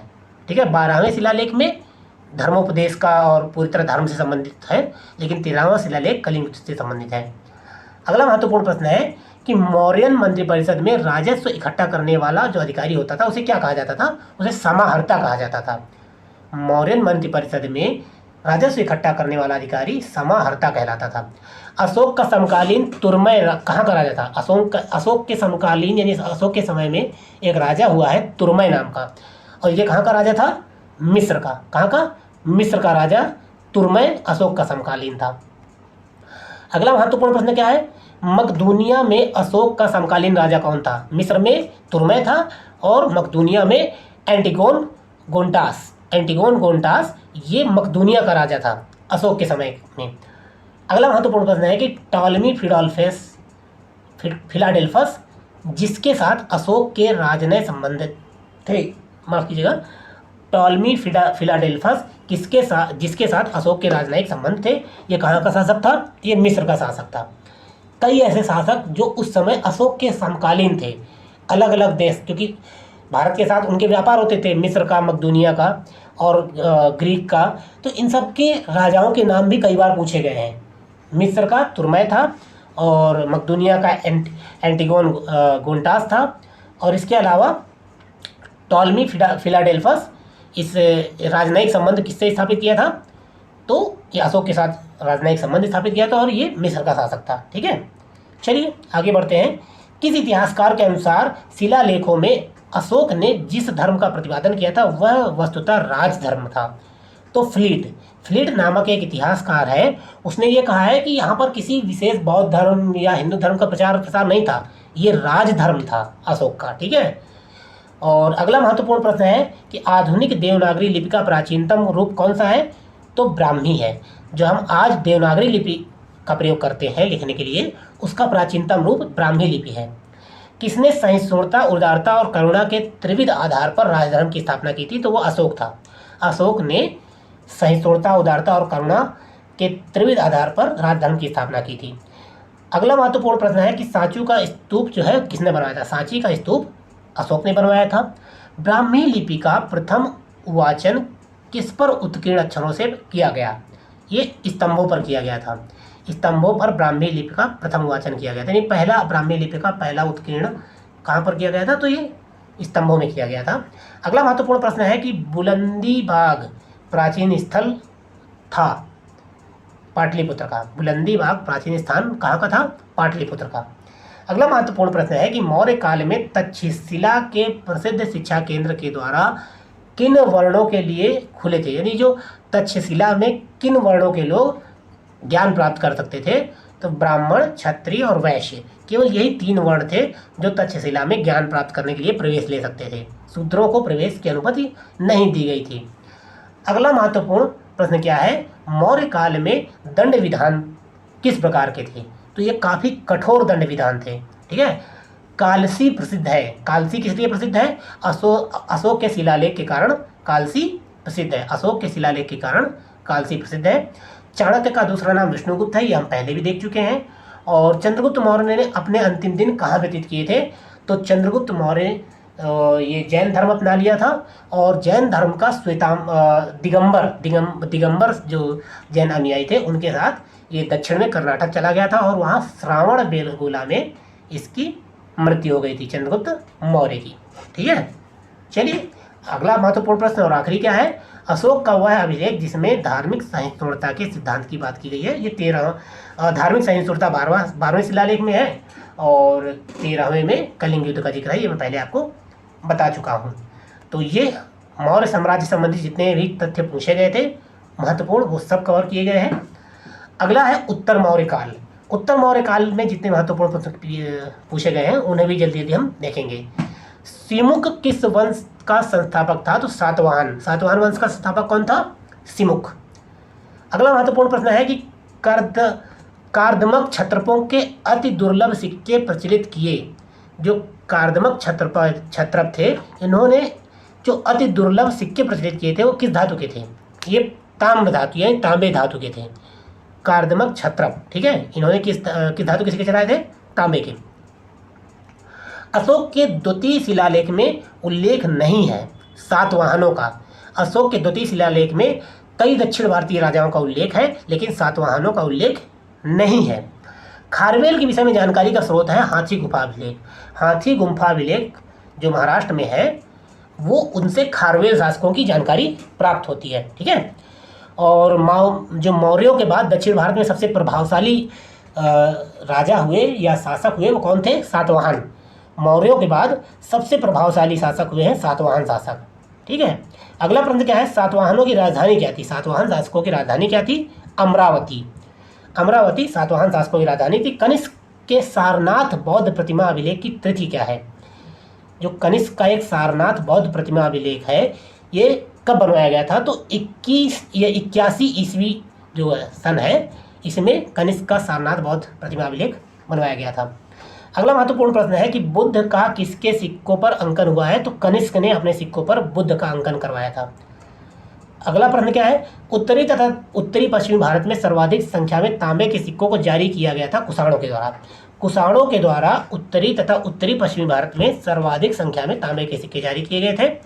अगला प्रश्न है, काव्य शैली का प्राचीनतम नमूना किसके अभिलेख में मिलता है? काव्य शैली का प्राचीनतम नमूना किसके अभिलेख में मिलता है? तो काठियावाड़ के रुद्रदामन अभिलेख में। काठियावाड़ के रुद्रदामन ने जो अभिलेख लिखवाए थे, उसमें काव्य शैली का प्राचीनतम नमूना मिलता है। नहीं, जो लेख लिखवाए गए थे वो काव्य शैली में थे। अगला प्रश्न है कि प्राचीन भारत में नियमित रूप से सोने के सिक्के चलाए गए, किसने चलाए थे? कुषाणों ने। कुषाणों ने सोने के नियमित सिक्के चलाए थे प्राचीन भारत में, ये आपको याद रखना है। अगला महत्वपूर्ण प्रश्न है, बिना बेगार के सुदर्शन झील का जीर्णोद्धार कराया था किसने? नहीं, बिना बेगार के। बिना बेगार मतलब जिनसे भी जीर्णोद्धार करवाया गया था, जिन मजदूरों से या कारीगरों से जीर्णोद्धार कराया गया था, उन्हें पूरा वेतन दिया गया था, उन्हें उनके काम का पूरा जो पैसा है वो दिया गया था रुद्रदामन प्रथम के द्वारा। नहीं तो आमतौर पे जो शासक है वो कारीगरों और मजदूरों से बेगार यानी बिना पैसों के ही काम करवाते थे, लेकिन सुदर्शन झील का जीर्णोद्धार रुद्रदामन प्रथम ने जब करवाया था तो बाकायदे सैलरी के साथ करवाया था। अगला महत्वपूर्ण प्रश्न है, प्राचीन भारत के साहित्यिक इतिहास में पाणिनि और पतंजलि ख्याति प्राप्त नाम है और ये किस राजवंश से संबंधित है? तो ये शुंग वंश में थे। शुंग वंश में कई महत्वपूर्ण महान विभूतियाँ हुई हैं, उन्हीं में से पाणिनि भी थे और पतंजलि भी थे। ठीक है, चलिए देखते हैं अगला महत्वपूर्ण प्रश्न क्या है, विक्रम संवत कब प्रारंभ हुआ था? ये आपको बार बार कंफ्यूज करेगा, शक संवत और विक्रम संवत। तो विक्रम संवत 58 ईसा पूर्व और शक संवत 78 ईस्वी में प्रारंभ हुआ था। ठीक है, चलिए आगे बढ़ते हैं। अगला महत्वपूर्ण प्रश्न क्या है, महाभाष्य के लेखक पतंजलि ने कौन सी पुस्तक लिखी थी? महाभाष्य। किसके समसामयिक है, यानी किसके काल में लिखी थी? तो पुष्यमित्र शुंग के काल में पतंजलि ने महाभाष्य लिखी थी। ठीक है, अब लेखक और पुस्तक के अलावा ये भी पूछ लेते हैं कि यह लेखक किसके काल से संबंधित है। ठीक है, तो अगर आपको ऐसी जानकारियाँ मिलती हैं विभिन्न लेखकों से संबंधित, तो उन्हें भी आपको याद करना पड़ेगा। पुष्यमित्र शुंग जो थे, शुंग वंश के शासक, उनके शासनकाल में पतंजलि ने महाभाष्य लिखी थी। विक्रम एवं शक संवतों में कितना अंतर है? तो 135 वर्ष का अंतर है। ठीक है, कितने वर्ष का अंतर है? 135 वर्ष का अंतर है। ये मैंने पहले भी आपको बता दिया है कि शक संवत और विक्रमी संवत कब प्रारंभ हुए थे। अब इसके बाद जो विदेशी आक्रमणकारी आए थे मौर्य काल के बाद, उनसे संबंधित जो महत्वपूर्ण तथ्य पूछे गए हैं वो भी देख लेते हैं जल्दी से। तो हमारे देश को इंडिया किन लोगों ने संबंधित किया था? तो यूनानियों ने। जो यूनानी शासक जो आक्रमणकारी आए थे उन्होंने भारत को इंडिया कहा था। ठीक है, क्योंकि हम इंडस नदी के इस पार अवस्थित थे, इसलिए हमें उन्होंने इंडिया कहा था, इंडियन कहा था, इंडिया और इस स्थान को इंडिया कहा था। वह हिंद यमन शासक जिसने शीशे के सिक्के जारी किए थे वो कौन था? स्ट्रैटो, एक यूनानी शासक था, उसने शीशे के सिक्के जारी किए थे। कौन था? स्ट्रैटो सेकंड ने शीशे के सिक्के जारी किए थे लेट के। अगला महत्वपूर्ण जो प्रश्न है वह है कि वह शासक जिसको सर्वप्रथम सोने के सिक्के जारी करने का श्रेय दिया जाता है वो कौन है? विम कडफिसस को सबसे पहले सोने के सिक्के जारी करने का श्रेय प्रदान किया जाता है। और उस वीर भारतीय राजा का नाम क्या है जिसे सिकंदर ने झेलम के तट पर पराजित किया था? तो उसे पोरस, उसका नाम था, पुर कहते हैं और पोरस नाम से भी जाना जाता है। अगला महत्वपूर्ण प्रश्न है कि युद्ध भूमि में बड़ी संख्या में सैनिकों के मारे जाने अथवा आहत हो जाने के बाद किस भारतीय गण अथवा राज्य की स्त्रियों ने सिकंदर के विरुद्ध शस्त्र उठा लिए थे? तो मस्सग नाम का एक भारतीय राज्य था जिसने सिकंदर के विरुद्ध लड़ाई में, जहां पर स्त्रियों ने भी शस्त्र उठा लिए थे सभी पुरुषों के मारे जाने के बाद। आयुर्वेद में प्रसिद्ध विद्वान चरक किसके दरबार से संबंधित थे? तो कनिष्क के दरबारी वैद्य थे। कौन? चरक। और इन्होंने चरक संहिता लिखी थी, ये आपको पता होगा। ठीक है, चलिए अगला चैप्टर है संगम युग। संगम युग से जितने भी महत्वपूर्ण सवाल पूछे गए हैं, जितने भी महत्वपूर्ण तथ्य पूछे गए हैं, उन सबको भी हम लगे हाथ जल्दी से कवर करते हैं। संगम ग्रंथ तोल्कापियम एक महत्वपूर्ण संगम ग्रंथ है। तोल्कापियम यह किस विषय पर आधारित है, यानी इसकी विषय वस्तु क्या है? व्याकरण। तो तोल्कापियम व्याकरण संबंधित है। वह तमिल ग्रंथ जिसे लघु वेद की संज्ञा दी जाती है। कुराल संगम युग का एक ग्रंथ है। कुराल, इसे लघु वेद भी कहा जाता है। ठीक है, ये तथ्य आपको याद रखना है। और शिल्पाधिकारम दक्षिण भारत का एक महत्वपूर्ण ग्रंथ है और अभी कई बार जिक्र में आया है करंट में भी। शिल्पाधिकारम, तो इसके लेखक कौन है? इलांगो। कौन है? इलांगो शिल्पाधिकारम के लेखक हैं। और तृतीय संगम युग, संगम जो हुआ था, आप जानते हैं कि दक्षिण भारत में कई संगम हुए थे। ठीक है, उन संगमों में से तृतीय संगम कब हुआ? कहाँ हुआ था? मदुरई में। कहाँ? तृतीय संगम हुआ था मदुरई में। और बृहदेश्वर मंदिर जो भगवान शिव को समर्पित है, यह वर्ष 1014 में बनवाया गया था। और ये कहाँ पर स्थित है? भगवान शिव को समर्पित बृहदेश्वर मंदिर जो 1014 ईस्वी में बनवाया गया था, ये कहाँ पर स्थित है? ये तंजावुर में स्थित है। ये आपको याद रखना है। आपको इससे कई चीज़ें याद रखनी है कि बृहदेश्वर मंदिर किस भगवान को समर्पित है, कब बनवाया गया था और कहाँ स्थित है। तो ये सारे प्रश्न आपको यहीं पे हैं। और अगला प्रश्न है कि पल्लव शासकों का उनके राज्यकाल की दृष्टि से सही क्रम है। जितने पल्लव शासक हुए हैं उनका कालक्रम पूछा गया था। तो सबसे पहले महेंद्र वर्मन है, फिर उनके बाद नरसिंह वर्मन प्रथम है, फिर उसके बाद परमेश्वरन वर्मन प्रथम है, और फिर उसके बाद नंदी वर्मन द्वितीय है। तो ये क्रम आपको याद रखना है। पल्लव शासक हैं, उनके क्रम आपको पता होने चाहिए। अगला महत्वपूर्ण प्रश्न है, नटराज की प्रसिद्ध कांस्य मूर्ति एक उत्कृष्ट उदाहरण है चोल कला का। क्योंकि नटराज की जो मूर्ति है वो चोल काल में बनवाई गई थी और चोल कला में ये बनाई जाती है, इसलिए चोल कला का एक उत्कृष्ट उदाहरण है। ठीक है, अगला महत्वपूर्ण प्रश्न है, वह राजवंश जो अपने शासन काल में ही अपना उत्तराधिकारी घोषित कर देते थे। किस राजवंश के राजा अपने जीते जी अपने उत्तराधिकारी का नाम घोषित कर देते थे? वो चोल वंश के शासक थे। चोल वंश के शासक अपने जीते जी अपने उत्तराधिकारियों का नाम घोषित कर देते थे। वह दक्षिण भारतीय राज्य जो अपनी नौसैनिक शक्ति के लिए प्रसिद्ध था, तो वो चोल साम्राज्य था। चोल साम्राज्य की जो नौसेना थी वो बहुत प्रसिद्ध थी और बहुत ताकतवर थी। ठीक है, अगला महत्वपूर्ण प्रश्न क्या है कि चोल गंगम नामक बृहद कृत्रिम झील बनवाने का श्रेय किस शासक को जाता है? तो ये राजेंद्र प्रथम को जाता है। ठीक है, चोल शासक राजेंद्र प्रथम। अगला महत्वपूर्ण प्रश्न है कि तंजौर के बृहदेश्वर मंदिर का निर्माण किसने करवाया था? तो राजराज प्रथम ने करवाया था। और अगला प्रश्न है, चोलों का राज्य किस क्षेत्र में फैला था? तो कोरोमंडल तट और दक्षिण के कुछ भाग में चोल शासकों का राज्य फैला हुआ था। अगला प्रश्न है कि चोल शासकों के शासन काल में वारियम उद्यान प्रशासन का कार्य देखता था। जो वारियन उद्यान प्रशासन था, इसका कार्य कौन देखता था? टुट्टा वारियम। ये एक मतलब प्रशासक था या एक अधिकारी होता था जो वारियम उद्यान प्रशासन का कार्य देखता था। ठीक है, चालुक्यों की राजधानी कौन सी थी? वातापी या बादामी? चालुक्यों की राजधानी वातापी या बादामी थी, ये भी आपको पता होना चाहिए। चोल राजाओं के स्नानागार और भोजनालय का प्रबंध कौन देखते थे? ये स्त्री और पुरुष दोनों देखा करते थे। वो एक प्रश्न आया था उत्तर प्रदेश लोक सेवा आयोग में कि चोल राजाओं के स्नानागार और भोजनालय का प्रबंध कौन देखते थे? स्त्रियां, पुरुष, केवल स्त्रियां, पुरुष, ऐसे करके प्रश्न आया था, या स्त्री पुरुष दोनों? तो ये स्त्रियां और पुरुष दोनों इनके प्रबंध देखते थे। और चोल शासक का नाम बताइए जिसने श्रीलंका के उत्तरी भाग पर विजय प्राप्त की थी? तो राजराज प्रथम ने श्रीलंका के उत्तरी हिस्से पर विजय प्राप्त की थी। ये महत्वपूर्ण प्रश्न था। ठीक है, चलिए अगला महत्वपूर्ण प्रश्न क्या है? चोल साम्राज्य को अंततः समाप्त किया था किसने?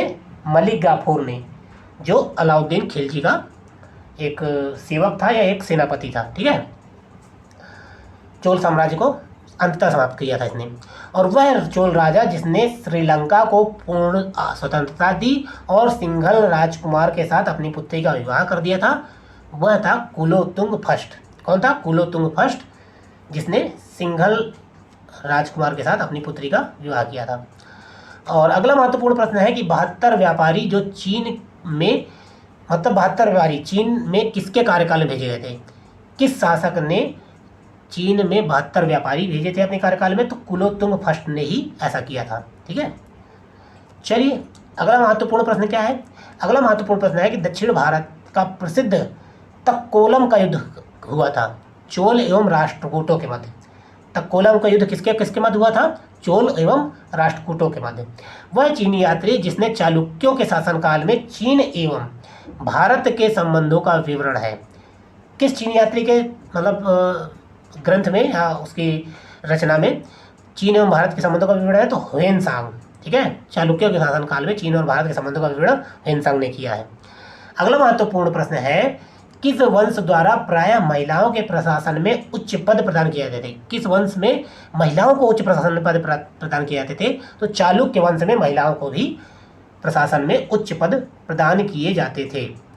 अगला महत्वपूर्ण प्रश्न है कि मत्त विलास प्रहसन, इस रचना के लेखक कौन है? महेंद्र वर्मन। महेंद्र वर्मन ने मत्त विलास प्रहसन नामक रचना की रचना की थी, मतलब लेख लिखा, जो लेखक है महेंद्र वर्मन है। अगला महत्वपूर्ण प्रश्न है कि 3वीं शताब्दी में वारंगल प्रसिद्ध था। किस लिए प्रसिद्ध था? लोहे के यंत्रों या उपकरणों हेतु। लोहे के उपकरण हेतु वारंगल प्रसिद्ध था।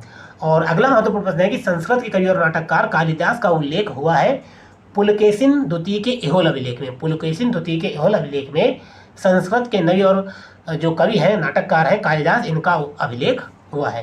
ठीक है, एहोल अभिलेख में। अगला महत्वपूर्ण प्रश्न है कि एक चालुक्य अभिलेख के तिथि अंकन में शक संवत का वर्ष 1556 दिया हुआ है। तो आज के ईस्वी में इसका क्या वर्ष होगा? तो भाई जाहिर सी बात है कि शक संवत आगे चलता है और ईस्वी थोड़ा सा पहले है, तो 634 ईस्वी ये शक संवत को अगर हम चेंज करेंगे तो ये आएगा। ठीक है, प्रसिद्ध संस्कृत लेखक दंडिन किसकी सभा में अलंकृत थे या किसकी सभा में रहते थे? तो दंडिन जो थे, हाँ, तो प्रसिद्ध संस्कृत लेखक दंडिन किसकी सभा को अलंकृत करते थे? तो वो थे नरसिंह वर्मन द्वितीय। अगला प्रश्न है कि वह पल्लव राजा जिसकी उपाधि राज सिंह थी, वो कौन थे? वो भी नरसिंह वर्मन द्वितीय थे। और तंजौर का बृहदेश्वर मंदिर किसने बनवाया था या किसके शासनकाल में बना था? तो राज प्रथम, ये राज जो प्रथम थे उनके शासनकाल में बनवाया गया था। ठीक है, चलिए आगे बढ़ते हैं। अगला महत्वपूर्ण जो प्रश्न है वो गुप्त काल से है। अब हम गुप्त काल के जितने महत्वपूर्ण प्रश्न हैं वो देखेंगे। तो वह गुप्त शासक जिसने सर्वप्रथम सिक्के जारी किए थे? चंद्रगुप्त प्रथम। चंद्रगुप्त प्रथम ने सर्वप्रथम सिक्के जारी किए थे। और सबसे पहले रजत सिक्के किस गुप्त शासक ने जारी किए थे? तो चंद्रगुप्त द्वितीय ने। चंद्रगुप्त द्वितीय ने सबसे पहले चांदी के सिक्के जारी किए थे। और भारत का नेपोलियन किसे कहा जाता है? भारत का नेपोलियन समुद्रगुप्त को कहा जाता है, ये आप जानते हैं। और शक विजेता किसे कहा जाता है? तो चंद्रगुप्त द्वितीय को शक विजेता कहा जाता है। और वे गुप्त शासक जिन्होंने हुड़ों पर विजय प्राप्त की थी, तो स्कंदगुप्त ने हुड़ों पर विजय प्राप्त की थी, ये आपको याद रखना पड़ेगा। गुप्तकालीन स्वर्ण मुद्रा को क्या कहा जाता था? गुप्तकालीन स्वर्ण मुद्रा को दीनार कहा जाता है। हालांकि थोड़ा सा मतभेद है कि ताम्र मुद्रा को भी दीनार कहा जाता था। और गुप्त अभिलेखों में दीनार जिसका वाचक है वह है कांस्य सिक्का। ये कांस्य और स्वर्ण सिक्के में मतभेद है, लेकिन फिर भी आप याद रखिएगा कि स्वर्ण सिक्के को गुप्त काल में दीनार कहा जाता था। सती प्रथा का पहला अभिलेख कहाँ से प्राप्त हुआ है? तो ये एरण अभिलेख से प्राप्त हुआ है। जो सती प्रथा का प्रथम साक्ष्य है अभिलेख में, वो एरण अभिलेख से प्राप्त हुआ है। अगला प्रश्न है कि 437-38 जो ईस्वी के मंदसौर अभिलेख में किस श्रेणी के द्वारा एक भव्य सूर्य मंदिर के निर्माण का उल्लेख मिलता है? तो रेशम बुनकरों द्वारा।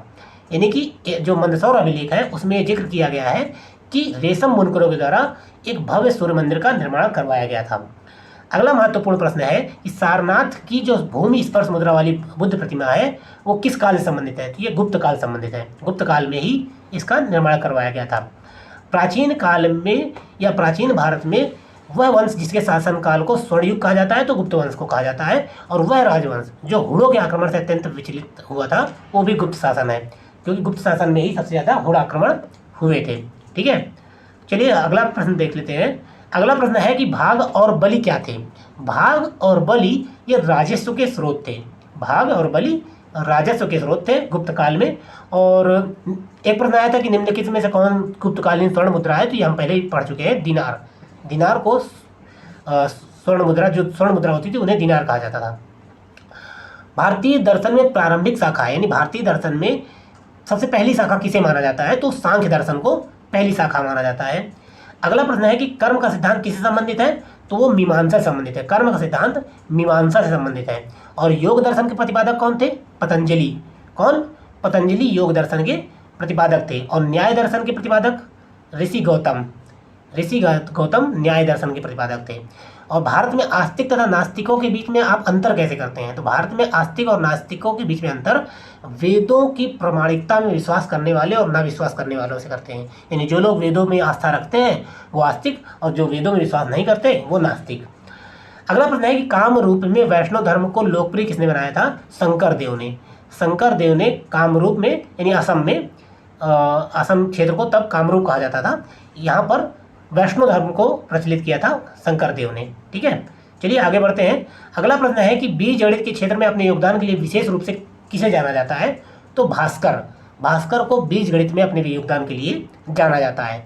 कालिदास के द्वारा रचित मालविकाग्निमित्रम नाटक का नायक कौन था, तो वो अग्निमित्र। अग्निमित्र जो है मालविकाग्निमित्रम का नायक था। कायस्थ जाति का सर्वप्रथम कहाँ पर उल्लेख मिलता है, कायस्थ जो श्रीवास्तव जाति होती है, जिन्हें मतलब पूर्व में लाला के नाम से जाना जाता था, ये कायस्थीय कहा जाता है। तो ये याज्ञवल्क जो स्मृति है उसमें कायस्थ जाति का उल्लेख मिलता है। दास मुक्ति के अनुष्ठान का विधान सर्वप्रथम किसने किया था, तो नारद ने ये दास मुक्ति के अनुष्ठान का सर्वप्रथम विधान किया था। ठीक है, अगर आप दासता से मुक्ति चाहते हैं तो नारद ने जो अनुष्ठान का बताया है वो किया जाता था। और पुण्यवर्धन भुक्ति अवस्थित है। पुण्यवर्धन भुक्ति कहाँ स्थित है, ये उत्तर बंगाल में अवस्थित है। और गुप्त काल में उत्तर भारतीय व्यापार संचालित कहाँ से होता था, ताम्रलिप्ति बंदरगाह से। गुप्त काल में जो उत्तर भारतीय पूरा व्यापार होता था ये ताम्रलिप्ति बंदरगाह से होता था। ठीक है, आगे बढ़ते हैं। अगला प्रश्न है कि सती प्रथा का प्रथम अभिलेखी साक्ष्य कहाँ से मिलता है, रण अभिलेख से, हम पहले भी पढ़ चुके हैं। और कुमार गुप्त के मंदसौर अभिलेख में श्रेणी का उल्लेख मिलता है, किस श्रेणी का उल्लेख है, रेशम बुनकरों की श्रेणी का उल्लेख मिलता है। मंदसौर अभिलेख किसने लिखवाया था, कुमार गुप्त ने। चांदी के सिक्के जारी करने वाला प्रथम गुप्त शासक कौन था, चंद्रगुप्त द्वितीय, हम पहले भी पढ़ चुके हैं। और समुद्रगुप्त के प्रयाग प्रशस्ति वाले जो स्तंभ हैं इस पर किसका लेख मिलता है, तो जहांगीर ने भी अपना लेख इसमें लिखवाया था प्रयाग प्रशस्ति में। ठीक है, और मूलतः किसका था, समुद्रगुप्त का। अगला प्रश्न है कि वह गुप्त जिसको पहली बार अभिलेख जारी करने का दायित्व दिया गया था वो समुद्रगुप्त था। मतलब दायित्व दिया जाता है, समुद्रगुप्त ने ही सबसे पहले अभिलेख जारी किए थे। और गुप्त शासक जिसको भारत का नेपोलियन कहा जाता है वो समुद्रगुप्त है, हम पहले भी पढ़ चुके हैं। तो गुप्त काल में यही महत्वपूर्ण प्रश्न थे जो बार बार रिपीट होते हैं। अब गुप्तोत्तर काल यानी गुप्त काल के बाद का जो काल है उस पर जो महत्वपूर्ण प्रश्न आए हैं उन्हें हम देख लेते हैं। सम्राट हर्षवर्धन ने जिस स्थान पर राजधानी स्थापित की थी वो कौन सा स्थान था, कन्नौज। माफ कीजिएगा, यानी कि हर्षवर्धन ने अपनी राजधानी कहाँ स्थापित की थी, कन्नौज में। और अगला प्रश्न है कि सम्राट हर्षवर्धन ने 2 महान धार्मिक सम्मेलनों का आयोजन किया था, कहाँ कहाँ किया था, कन्नौज में और प्रयाग में। हर्षवर्धन को पराजित किसने किया था, पुलकेशिन द्वितीय ने हर्षवर्धन को पराजित किया था, ये भी महत्वपूर्ण तथ्य है। हर्ष के साम्राज्य की राजधानी कन्नौज थी, ये हम पहले भी पढ़ चुके हैं। वह शासक जिसने 4 अश्वमेध यज्ञों का संपादन करवाया था वह था प्रवरसेन प्रथम। 4 अश्वमेध यज्ञों का संपादन करवाया था प्रवरसेन प्रथम ने। और वल्लभी विश्वविद्यालय कहाँ स्थित है, गुजरात में। कहाँ स्थित है वल्लभी विश्वविद्यालय, गुजरात में। और कदम्बों की राजधानी बनवासी स्थित है, कहाँ स्थित है, गोवा में। कदम्बों की राजधानी बनवासी गोवा में स्थित है। और प्रतिहार अभिलेखों में संदर्भित सिक्कों का नाम क्या था, द्रह्म। प्रतिहार अभिलेखों में संदर्भित सिक्कों का नाम द्रह्म था। और मध्य प्रदेश के हरसूद शहर का निर्माण किसने करवाया था, हर्षवर्धन ने। मध्य प्रदेश के हरसूद शहर का निर्माण हर्षवर्धन ने करवाया था। और सम्राट हर्षवर्धन ने 2 महान धार्मिक सम्मेलनों का आयोजन किया था, कहाँ कहाँ किया था, कन्नौज और प्रयाग में। ये कई बार रिपीट हुए हैं ये सवाल। अब इसके बाद प्राचीन भारत से जितने कुछ विविध सवाल हैं जो किसी चैप्टर में मतलब ठीक से नहीं रखे जा सकते थे, उनमें सबसे पहला है वह राजा जिसने अपने मंत्रियों को पशु पर क्रूरता प्रतिबंध लगाने के लिए काशी भेजा था वो चालू के राजा कुमारपाल था। कुमारपाल ने अपने मंत्रियों को पशु पर क्रूरता पर प्रतिबंध लगाने के लिए काशी भेजा था। ठीक है। और वह राजवंश जो कन्नौज पर आधिपत्य स्थापित करने में त्रिकोणीय संघर्ष में उलझे रहे, यानी जो कन्नौज पर आधिपत्य स्थापित करने के लिए कौन से 3 राज्य थे जो आपस में लड़े थे, वो थे पाल, प्रतिहार और राष्ट्रकूट। ये सवाल बहुत बार पूछा गया है। पाल, प्रतिहार और राष्ट्रकूट, ये 3 राजवंश थे जो कन्नौज में शासन के लिए आपस में लड़े थे। ठीक है। अगला प्रश्न है कि विक्रमशिला विश्वविद्यालय की स्थापना किसने की थी? धर्मपाल ने। विक्रमशिला विश्वविद्यालय की स्थापना धर्मपाल ने की थी। गोविंद चंद्र गढ़वाल की एक रानी कुमार देवी ने धर्मचक्र जिन विहार का निर्माण करवाया था। कहाँ पर? सारनाथ में। गोविंद चंद्र गढ़वाल की एक रानी थी, उन्होंने रानी कौन थी? कुमार देवी। इन्होंने धर्मचक्र जिन विहार बनवाया था सारनाथ में। ठीक है। अगला महत्वपूर्ण प्रश्न है कि हिरण्यगर्भ नामक धार्मिक कार्य कराया था दंती दुर्ग ने। हिरण्यगर्भ नामक धार्मिक कार्य किसने कराया था? तो दंती दुर्ग ने करवाया था। रामानुज के अनुयायियों को क्या कहा जाता है? तो रामानुज एक वैष्णव धर्म के अनुयायी थे, तो इनके जो अनुयायी हैं उन्हें वैष्णव संप्रदाय कहा जाता है या वैष्णव संत कहा जाता है। द्वार समुद्र किसकी राजधानी थी? ये होयसल राजाओं की राजधानी द्वार समुद्र थी। होयसल राजाओं की राजधानी द्वार समुद्र थी। और पाल वंश के संस्थापक कौन थे? गोपाल। पाल वंश के संस्थापक कौन थे? गोपाल। कदम्ब राजाओं की राजधानी क्या थी? वनवासी। कदम्ब राजाओं की राजधानी वनवासी थी।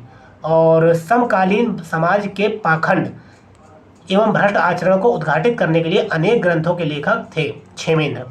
कौन थे? समकालीन समाज के पाखंड एवं भ्रष्ट आचरण को उद्घाटित करने के लिए अनेक ग्रंथों के लेखक क्षेमेंद्र थे। और वह चंदेल राजा जिसका एक अन्य नाम लक्ष्मण वर्मन था, वो कौन था? यशोवर्मन।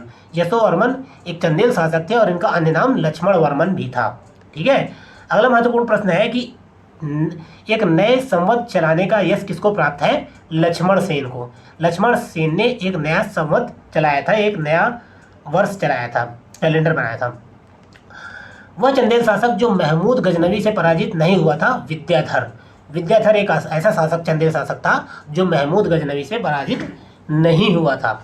अगला प्रश्न है कि जोजाक भुक्ति प्राचीन नाम है। किसका प्राचीन नाम है जोजाक भुक्ति? बुंदेलखंड का। बुंदेलखंड का प्राचीन नाम जोजाक भुक्ति है। और कलिंग नरेश खारवेल किस वंश से संबंधित हैं? तो ये चेदी वंश के शासक थे। कलिंग नरेश खारवेल चेदी वंश के शासक थे। शिक्षा के एक महान केंद्र के रूप में विक्रमशिला महाविहार का निर्माण किसने करवाया था? धर्मपाल ने। विक्रमशिला विहार का निर्माण किसने करवाया था? धर्मपाल ने। और अगला प्रश्न है कि राणा कुंभा ने संगीत पर एक ग्रंथ लिखा था। राणा कुंभा ने संगीत पर एक ग्रंथ लिखा था, उसका नाम क्या था? संगीत राज। क्या नाम था? संगीत राज। और वह शासक जिसने सिंघल द्वीप के विरुद्ध 642 ईसा पूर्व में 2 समुद्री अभियान भेजा था, वो नरसिंह वर्मन प्रथम। तो सिंघल द्वीप के विरुद्ध किसने एक समुद्री अभियान भेजा था? नरसिंह वर्मन प्रथम ने। अगला प्रश्न है कि प्राचीन श्वेतांबर जैन मंदिर कहाँ पर स्थित है? प्राचीन श्वेतांबर जैन मंदिर कहाँ स्थित है? पालीताना, गुजरात में। गुजरात के पालीताना में प्राचीन जैन धर्म का श्वेतांबर मंदिर स्थित है। अगला प्रश्न है कि विदेशी व्यापार संबंधित संस्था कौन सी थी? नानादेश एवं नगरम। ऐसी कौन सी संस्थाएं जिन्हें विदेशी व्यापार के लिए मुख्य रूप से जाना जाता था? वो थी नानादेश और नगरम। अगला प्रश्न है कि उद्दालक आरुणि प्रसिद्ध दार्शनिक थे। कहाँ के? कुरु और पंचाल के। उद्दालक आरुणि प्रसिद्ध कहाँ के दार्शनिक थे? कुरु और पंचाल के। ठीक है। और अगला प्रश्न है कि बीज गणित के क्षेत्र में विशेष योगदान किसने दिया था? भास्कर ने। बीज गणित के क्षेत्र में विशेष योगदान दिया था भास्कर ने। ये हम पहले ही पढ़ चुके हैं। पुराणों के अनुसार चंद्रवंशी शासकों का मूल स्थान क्या था?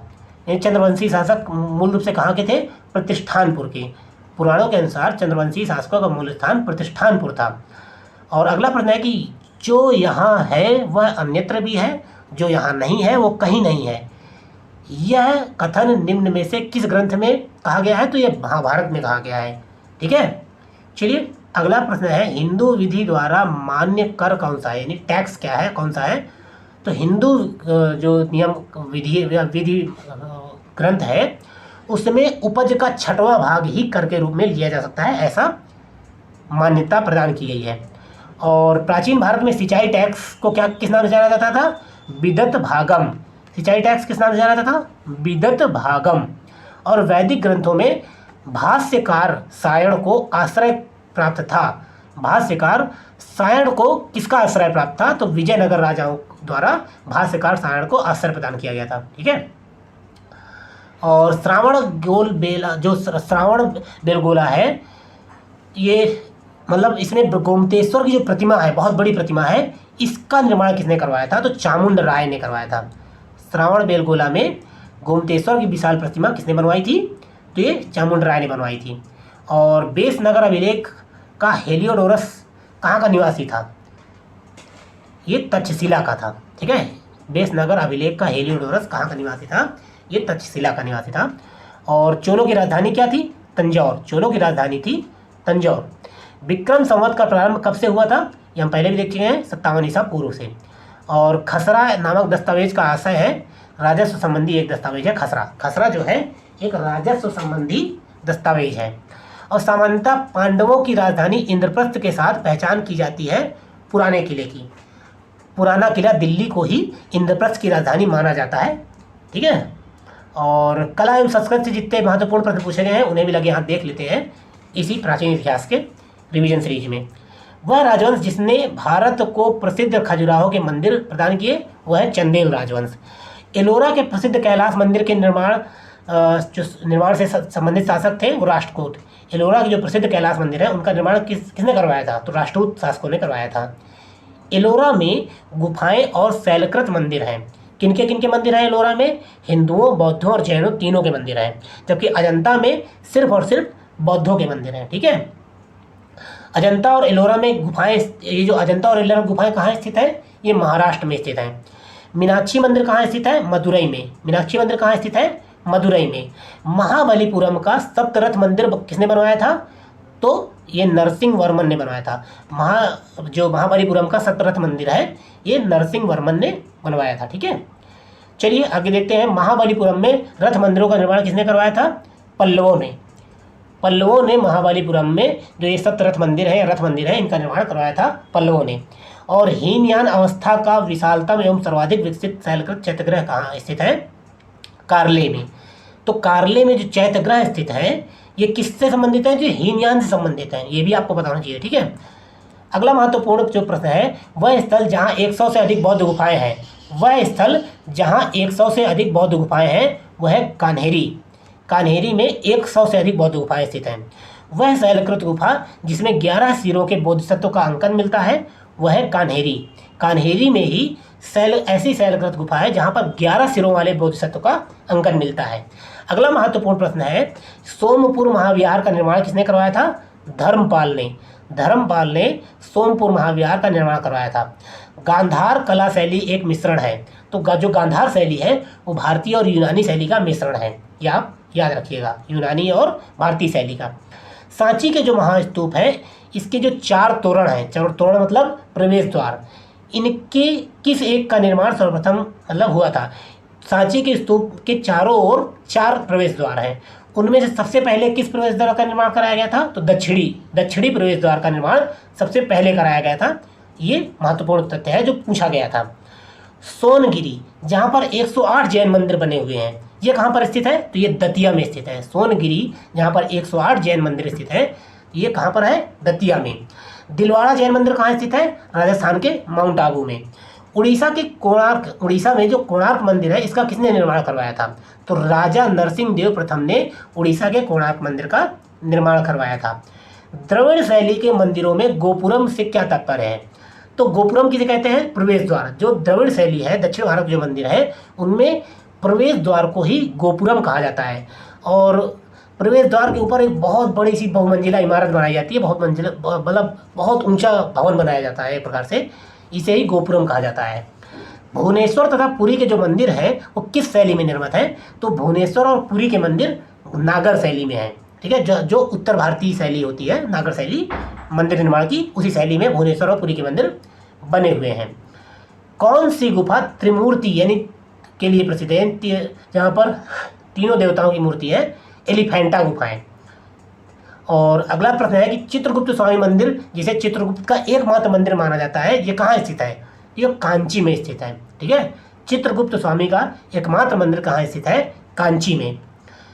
अगला महत्वपूर्ण प्रश्न है कि अंकोर वाट का विष्णु मंदिर कहाँ पर स्थित है? तो ये कंबोडिया में स्थित है। अंकोर वाट का विष्णु मंदिर कहाँ स्थित है? कंबोडिया में। दक्षिण भारत के भगवान रंगनाथ, जिन्हें भगवान वेंकटेश के नाम से भी जाना जाता है, इनका मंदिर कहाँ स्थित है? ये तिरुमाला पहाड़ी में है। कहाँ पर? भगवान वेंकटेश का या भगवान रंगनाथ का मंदिर कहाँ है? तिरुमाला पहाड़ी में। एलिफेंटा के प्रसिद्ध शैल को काटकर बनाए गए मंदिरों का जो श्रेय है वो किसे दिया जाता है? एलिफेंटा की जो गुफाएं हैं, वो जो वहाँ पर जो शैल काट कर मतलब पत्थरों काट कर मंदिर बनाया गया है, वो किसने बनवाया है? तो पल्लवों ने बनवाया था। किसने? पल्लव शासकों ने। और चित्तौड़ का कीर्ति स्तंभ, चित्तौड़ का कीर्ति स्तंभ किसके शासनकाल में निर्मित हुआ था? राणा कुंभा के शासनकाल में। चित्तौड़ का कीर्ति स्तंभ राणा कुंभा के शासनकाल में बनवाया गया था। और शैलकृत स्थापत्य का आश्चर्य माना जाता है। शैलकृत स्थापत्य का आश्चर्य किसे माना जाता है? कैलाश मंदिर को शैलकृत स्थापत्य का आश्चर्य माना जाता है। वह मंदिर जिसके परिसर में एक भारी भरकम नदी की मूर्ति है, जिसे भारत की विशालतम नंदी मूर्ति माना जाता है, वह कौन सा मंदिर है? यह बृहदेश्वर मंदिर। ठीक है, बृहदेश्वर मंदिर में ही एक नंदी की विशाल मूर्ति है। ठीक है, चलिए आगे देखते हैं। अगला प्रश्न क्या है? चट्टानों को काटकर महाबलीपुरम का मंदिर बनवाया गया था। किसके द्वारा? पल्लवों के द्वारा। चट्टानों को काटकर महाबलीपुरम का मंदिर किसने बनवाया था? पल्लवों ने बनवाया था। और वह स्थान जहाँ राष्ट्रकूटों के द्वारा एलोरा पहाड़ियों में निर्मित गुफा मंदिर स्थित है, वह है औरंगाबाद, महाराष्ट्र में। महाराष्ट्र के औरंगाबाद में ही एलोरा पहाड़ियों को की जो गुफाएं हैं वो निर्मित हैं। ठीक है, अगला प्रश्न है कि गोविंद महल जो हिंदू वास्तुकला का अप्रतिम उदाहरण है, कहाँ पर स्थित है? दतिया में। दतिया में गोविंद महल स्थित है। माफ कीजिएगा, ये याद रखिएगा। खजुराहो मंदिरों का निर्माण किसने कराया था? चंदेल शासकों ने। ये पहले भी हम जान चुके हैं। और कोणार्क मंदिर का किससे संबंधित है? कोणार्क का जो सूर्य मंदिर है वो सूर्य देव से संबंधित है, ये भी आप जानते हैं। अगला महत्वपूर्ण प्रश्न है कि द्रविड़ शैली में बना हुआ शिखर, ये द्रविड़ शैली में बना हुआ शिखर किससे संबंधित है? ये दक्षिण भारत की जो मंदिर शैली है उससे संबंधित है। ग्वालियर का जो तेली मंदिर है वो भी द्रविड़ शैली में बना हुआ है। ठीक है, ग्वालियर का तेली मंदिर ये द्रविड़ शैली में ही बना हुआ है, ये याद रखिएगा।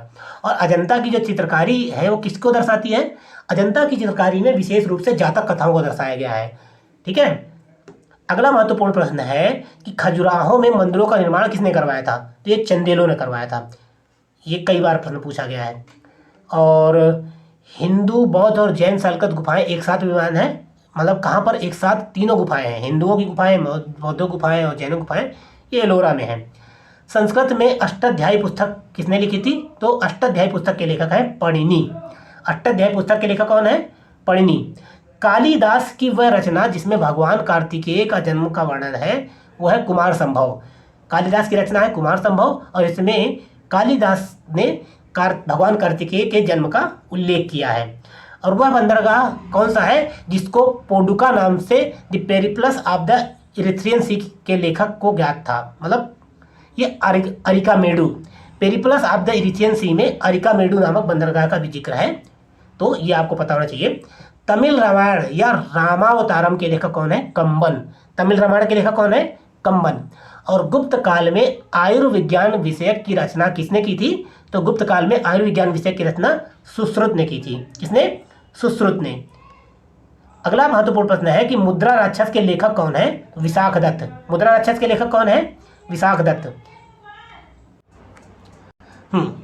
तो 10 कुमार चरितम के रचनाकार कौन थे? दंडिन। ठीक है, और the roots of the ancient India के लेखक कौन थे? The roots of the ancient India के लेखक W.A. फेयर सर्विस थे। कल्हड़ की राज तरंगिणी को आगे किसने बढ़ाया था? ये बढ़ाया था जोनराज एवं श्रीवर ने। किसने? जोनराज एवं श्रीवर ने कल्हड़ की राज तरंगी को आगे बढ़ाया था। कल्हड़ की जो राज तरंगिणी है वो कश्मीर के शासकों की पूरा एक घटनाक्रम है। कश्मीर के शासकों का एक वर्णन मिलता है उसमें। प्राचीन काल के जो महान विधि निर्माता कौन थे? मनु। और महाभारत मूलतः किस रूप में जानी जाती है? जय संहिता। महाभारत को मूलतः जय संहिता के रूप में जाना जाता है। महान जैन विद्वान हेमचंद्र किसकी सभा को अलंकृत करते थे? किसकी सभा में थे? कुमारपाल की सभा में। ठीक है, और भोजशाला मंदिर की अधिष्ठात्री देवी कौन है? तो भगवती सरस्वती। भोजशाला मंदिर में कौन सी देवी की पूजा होती है? तो वो भगवती सरस्वती की पूजा होती है। माफ कीजिएगा, मध्यकालीन भारत के यशस्वी विधिवेत्ता कौन थे? विज्ञानेश्वर। मध्यकालीन भारत के यशस्वी विधिवेत्ता यानी कि कानून निर्माता कौन थे? विज्ञानेश्वर जी। ठीक है। और मध्यकालीन विद्वानों या लेखक जो जैन धर्म के अनुयायी थे कौन थे? हेमचंद्र सूरी। मध्यकालीन विद्वान या लेखक कौन थे? हेमचंद्र सूरी। गीत गोविंद की रचना किसने की थी? जयदेव ने। गीत गोविंद के रचनाकार कौन है? जयदेव। काल्पनिक वैज्ञानिक उपकरणों पर पुस्तक किसने लिखी थी? भोज ने। और वह भारतीय गणितज्ञ जिसने दशमलव स्थानिक मान की खोज की थी वो थे आर्यभट्ट। और गौंडवहों के रचयिता कौन थे? गौंडवहों के रचयिता वाक्यपति थे। गौंडवहों के रचयिता वाक्यपति थे। विदेशियों को भारतीय समाज में मनु द्वारा दिया गया सामाजिक स्तर क्या था? यानी जो विदेशी आक्रमणकारी थे तो वो भी क्षत्रिय, तो उनको मनु ने क्या कहा था? उनको क्या नाम दिया गया था? मतलब इसमें वर्ग में तो व्रात्य क्षत्रिय यानी फॉलन क्षत्रिय कहा जाता था। और प्राचीन भारतीय विचारकों में से किसने विधि व्यवस्था को सर्वाधिक व्यवस्थित रूप दिया था? तो वो मनु ने दिया था। ठीक है। चलिए अगला जो प्रश्न है वो है मानसोल्लास शीर्षक ग्रंथ की रचना किसने की थी? ये सोमेश्वर तृतीय ने की थी। मानसोल्लास शीर्षक ग्रंथ की रचना सोमेश्वर तृतीय ने की थी। अब इसके बाद प्राचीन इतिहास में जितने मिलान करने वाले प्रश्न आए हैं उनको हम एक जगह पर एक साथ देख लेते हैं। और ये बहुत इंपॉर्टेंट है क्योंकि यही प्रश्न बार बार रिपीट होते हैं, इसलिए इन मिलान करने वाले प्रश्नों को रट जाना है। तो इसमें सूची है और उससे मतलब मिलान करना है। तो बल्लभाचार्य किससे संबंधित है? पुष्टिमार्ग से संबंधित है। बल्लभाचार्य पुष्टिमार्ग से संबंधित है। रामानुज विशिष्टाद्वैत से संबंधित है। माधवाचार्य द्वैतवाद से संबंधित है। और शंकर जो है वो अद्वैतवाद से, शंकराचार्य अद्वैतवाद से संबंधित है। शंकराचार्य अद्वैतवाद से, माधवाचार्य द्वैतवाद से, रामानुज विशिष्टाद्वैत से और वल्लभाचार्य पुष्टिमार्ग से संबंधित है। अगला जो मिलान करने के लिए आया था उसमें न्याय दर्शन तार्किक चिंतन से संबंधित है। मीमांसा दर्शन वैदिक अनुष्ठान से संबंधित है। और सांख्य दर्शन का संबंध वास्तविक ज्ञान का अभिग्रहण से है। और वेदांत दर्शन वो आत्मज्ञान से संबंधित है। ठीक है। चलिए आगे बढ़ते हैं। अगला जो सही सुमेलन है वो है डेमेट्रियस। ये कौन था? ये एक हिंद यूनानी शासक था। रुद्रदामन ये एक शक शासक था। और गोंडोन ये एक पहलव शासक था। गोंडोन कौन था? एक पहलव शासक था। और विम कन्फ्यूशस एक कुषाण शासक था। ठीक है। चलिए आगे बढ़ते हैं। अगला जो सही सुमेलन है वो समुद्रगुप्त के जो समकालीन राजा थे और उनके राज्य कौन कौन थे। तो धनंजय जो है वो कुस्तलपुर का राजा था। नीलराज ये अवमुक्तपुर का राजा था। ठीक है, अवमुक्त का राजा था। उग्रसेन जो है ये पालक्का के राजा थे। और विष्णुगोपा ये कांची के राजा थे। विष्णुगोपा ये कांची के राजा थे। अगला है कि ये शासक और इनकी राजधानियाँ कौन कौन सी थी, या राजवंश उनके राजधानियाँ। तो पल्लवों की राजधानी कहाँ थी? कांची में। पल्लवों की राजधानी कांची में। पांड्य की राजधानी मदुरै में। यादवों की राजधानी देवगिरी में। और काकतीय की राजधानी वारंगल में। ठीक है, पल्लवों की राजधानी कांची, पांड्य की राजधानी मदुरै, यादवों की देवगिरी और काकतीय की वारंगल। अगला सही सुमेलन मतलब कुछ जो स्थल है और वो कहाँ कहाँ है इससे संबंधित है, उससे है। तो स्तूप ये सांची में है, पाए जाते हैं। सांची में स्तूप पाया जाता है। चित्रकारी कहाँ की प्रसिद्ध है? बाघ गुफाओं की। और कनिष्क की सिर विहीन मूर्ति कहाँ है? मथुरा में। और दशावतार मंदिर कहाँ है? ये देवगढ़ में है। तो इस तरह से मिलान करने के लिए आया था कि ये कौन कौन सी जो स्थल है वो कहाँ कहाँ है। ठीक है, चलिए आगे बढ़ते हैं। अगला जो है वो सही सुमेलन ग्रंथ और लेखों से संबंधित है। ग्रंथ और लेखकों से। किरातार्जुनीयम ये इसके लेखक कौन है? भारवी। किरातार्जुनीयम इसके लेखक भारवी हैं। 10 कुमार चरितम इसके लेखक दंडी हैं। बुद्ध चरित के लेखक कौन है? अश्वघोष। और विक्रमोर्वशीयम इसके लेखक हैं कालिदास। विक्रमोर्वशीयम के लेखक हैं कालिदास। अगला जो सही सुमेलन है वो शासक और उनकी रानियों से संबंधित। ये बहुत कठिन प्रश्न था क्योंकि आमतौर पर ये हम लोग पढ़ते नहीं हैं कि शासक की कौन रानी थी। तो चंद्रगुप्त की रानी कुमार देवी थी। समुद्रगुप्त की रानी कौन थी? दत्ता देवी। ये गुप्त शासक ही हैं जिनकी रानियों के बारे में पूछा गया था। ठीक है, तो चंद्रगुप्त की रानी कुमार देवी, समुद्रगुप्त की जो रानी थी वो दत्ता देवी, चंद्रगुप्त द्वितीय की रानी कौन थी, वो कुबेर नागा, और कुमारगुप्त प्रथम की रानी कौन थी, अनंत देवी कुमारगुप्त प्रथम की थी। हालांकि ये प्रश्न दोबारा रिपीट होना मुश्किल है, लेकिन फिर भी आया था वो पूछा गया था तो आपको पता होना चाहिए। और अगला महत्वपूर्ण प्रश्न है, कबीर दास जी की समाधि कहाँ है, मगहर में, जो बस्ती जिले में है, बस्ती जिले के मगहर में है। और सलीम चिश्ती की दरगाह कहाँ पर है, तो ये फतेहपुर सीकरी में है। गोविंद देव का मंदिर कहाँ है, वृंदावन में। और बौद्ध स्तूप कहाँ है, कुशीनगर में तो बौद्ध स्तूप है। अगला है राजवंश और उनके राजनीतिक प्रतीकों का मिलान करना है। परमार राजवंश का प्रतीक क्या है, सूर्यदेव। मलय केतु जो राजवंश है उसका प्रतीक क्या था, वराह। और चंदेल शासकों का प्रतीक क्या था, राजलक्ष्मी। और गुर्जर प्रतिहार राजवंश का प्रतीक क्या था, भगवती देवी। ठीक है, तो ये राजवंश और उनके राजकीय प्रतीक थे। अगला जो सुमेलन था वो विहार और किस राजा ने बनवाया था, जगदल विहार राजा जो रामपाल ने बनवाया था। विक्रमशिला विहार धर्मपाल ने बनवाया था। और सोमपुर विहार ये भी धर्मपाल ने बनवाया था। और सलबन विहार ये श्री भवदेव ने सलबन विहार बनवाया था। ठीक है, तो ये प्राचीन इतिहास से संबंधित जितने भी महत्वपूर्ण प्रश्न अब तक पूछे गए, इन सब का हमने एक साथ एक ही जगह पर सारे फैक्ट कवर किए हैं। इनको आप बार बार सुनिए, इनमें जो फैक्ट आपको न याद हो उनको याद कीजिए, क्योंकि यह इनमें से अधिकांश प्रश्न रिपीट कर दिए जाते हैं, बार बार पूछे जाते हैं। और इनको बार बार आपको सुनने से, इनको पढ़ने से आपको अंदाज़ा हो जाएगा कि आयोग किस तरह के सवाल पूछता है, कहाँ से पूछता है। ठीक है, चलिए मिलते हैं मध्यकालीन इतिहास के वीडियो में, अगले वीडियो में। धन्यवाद।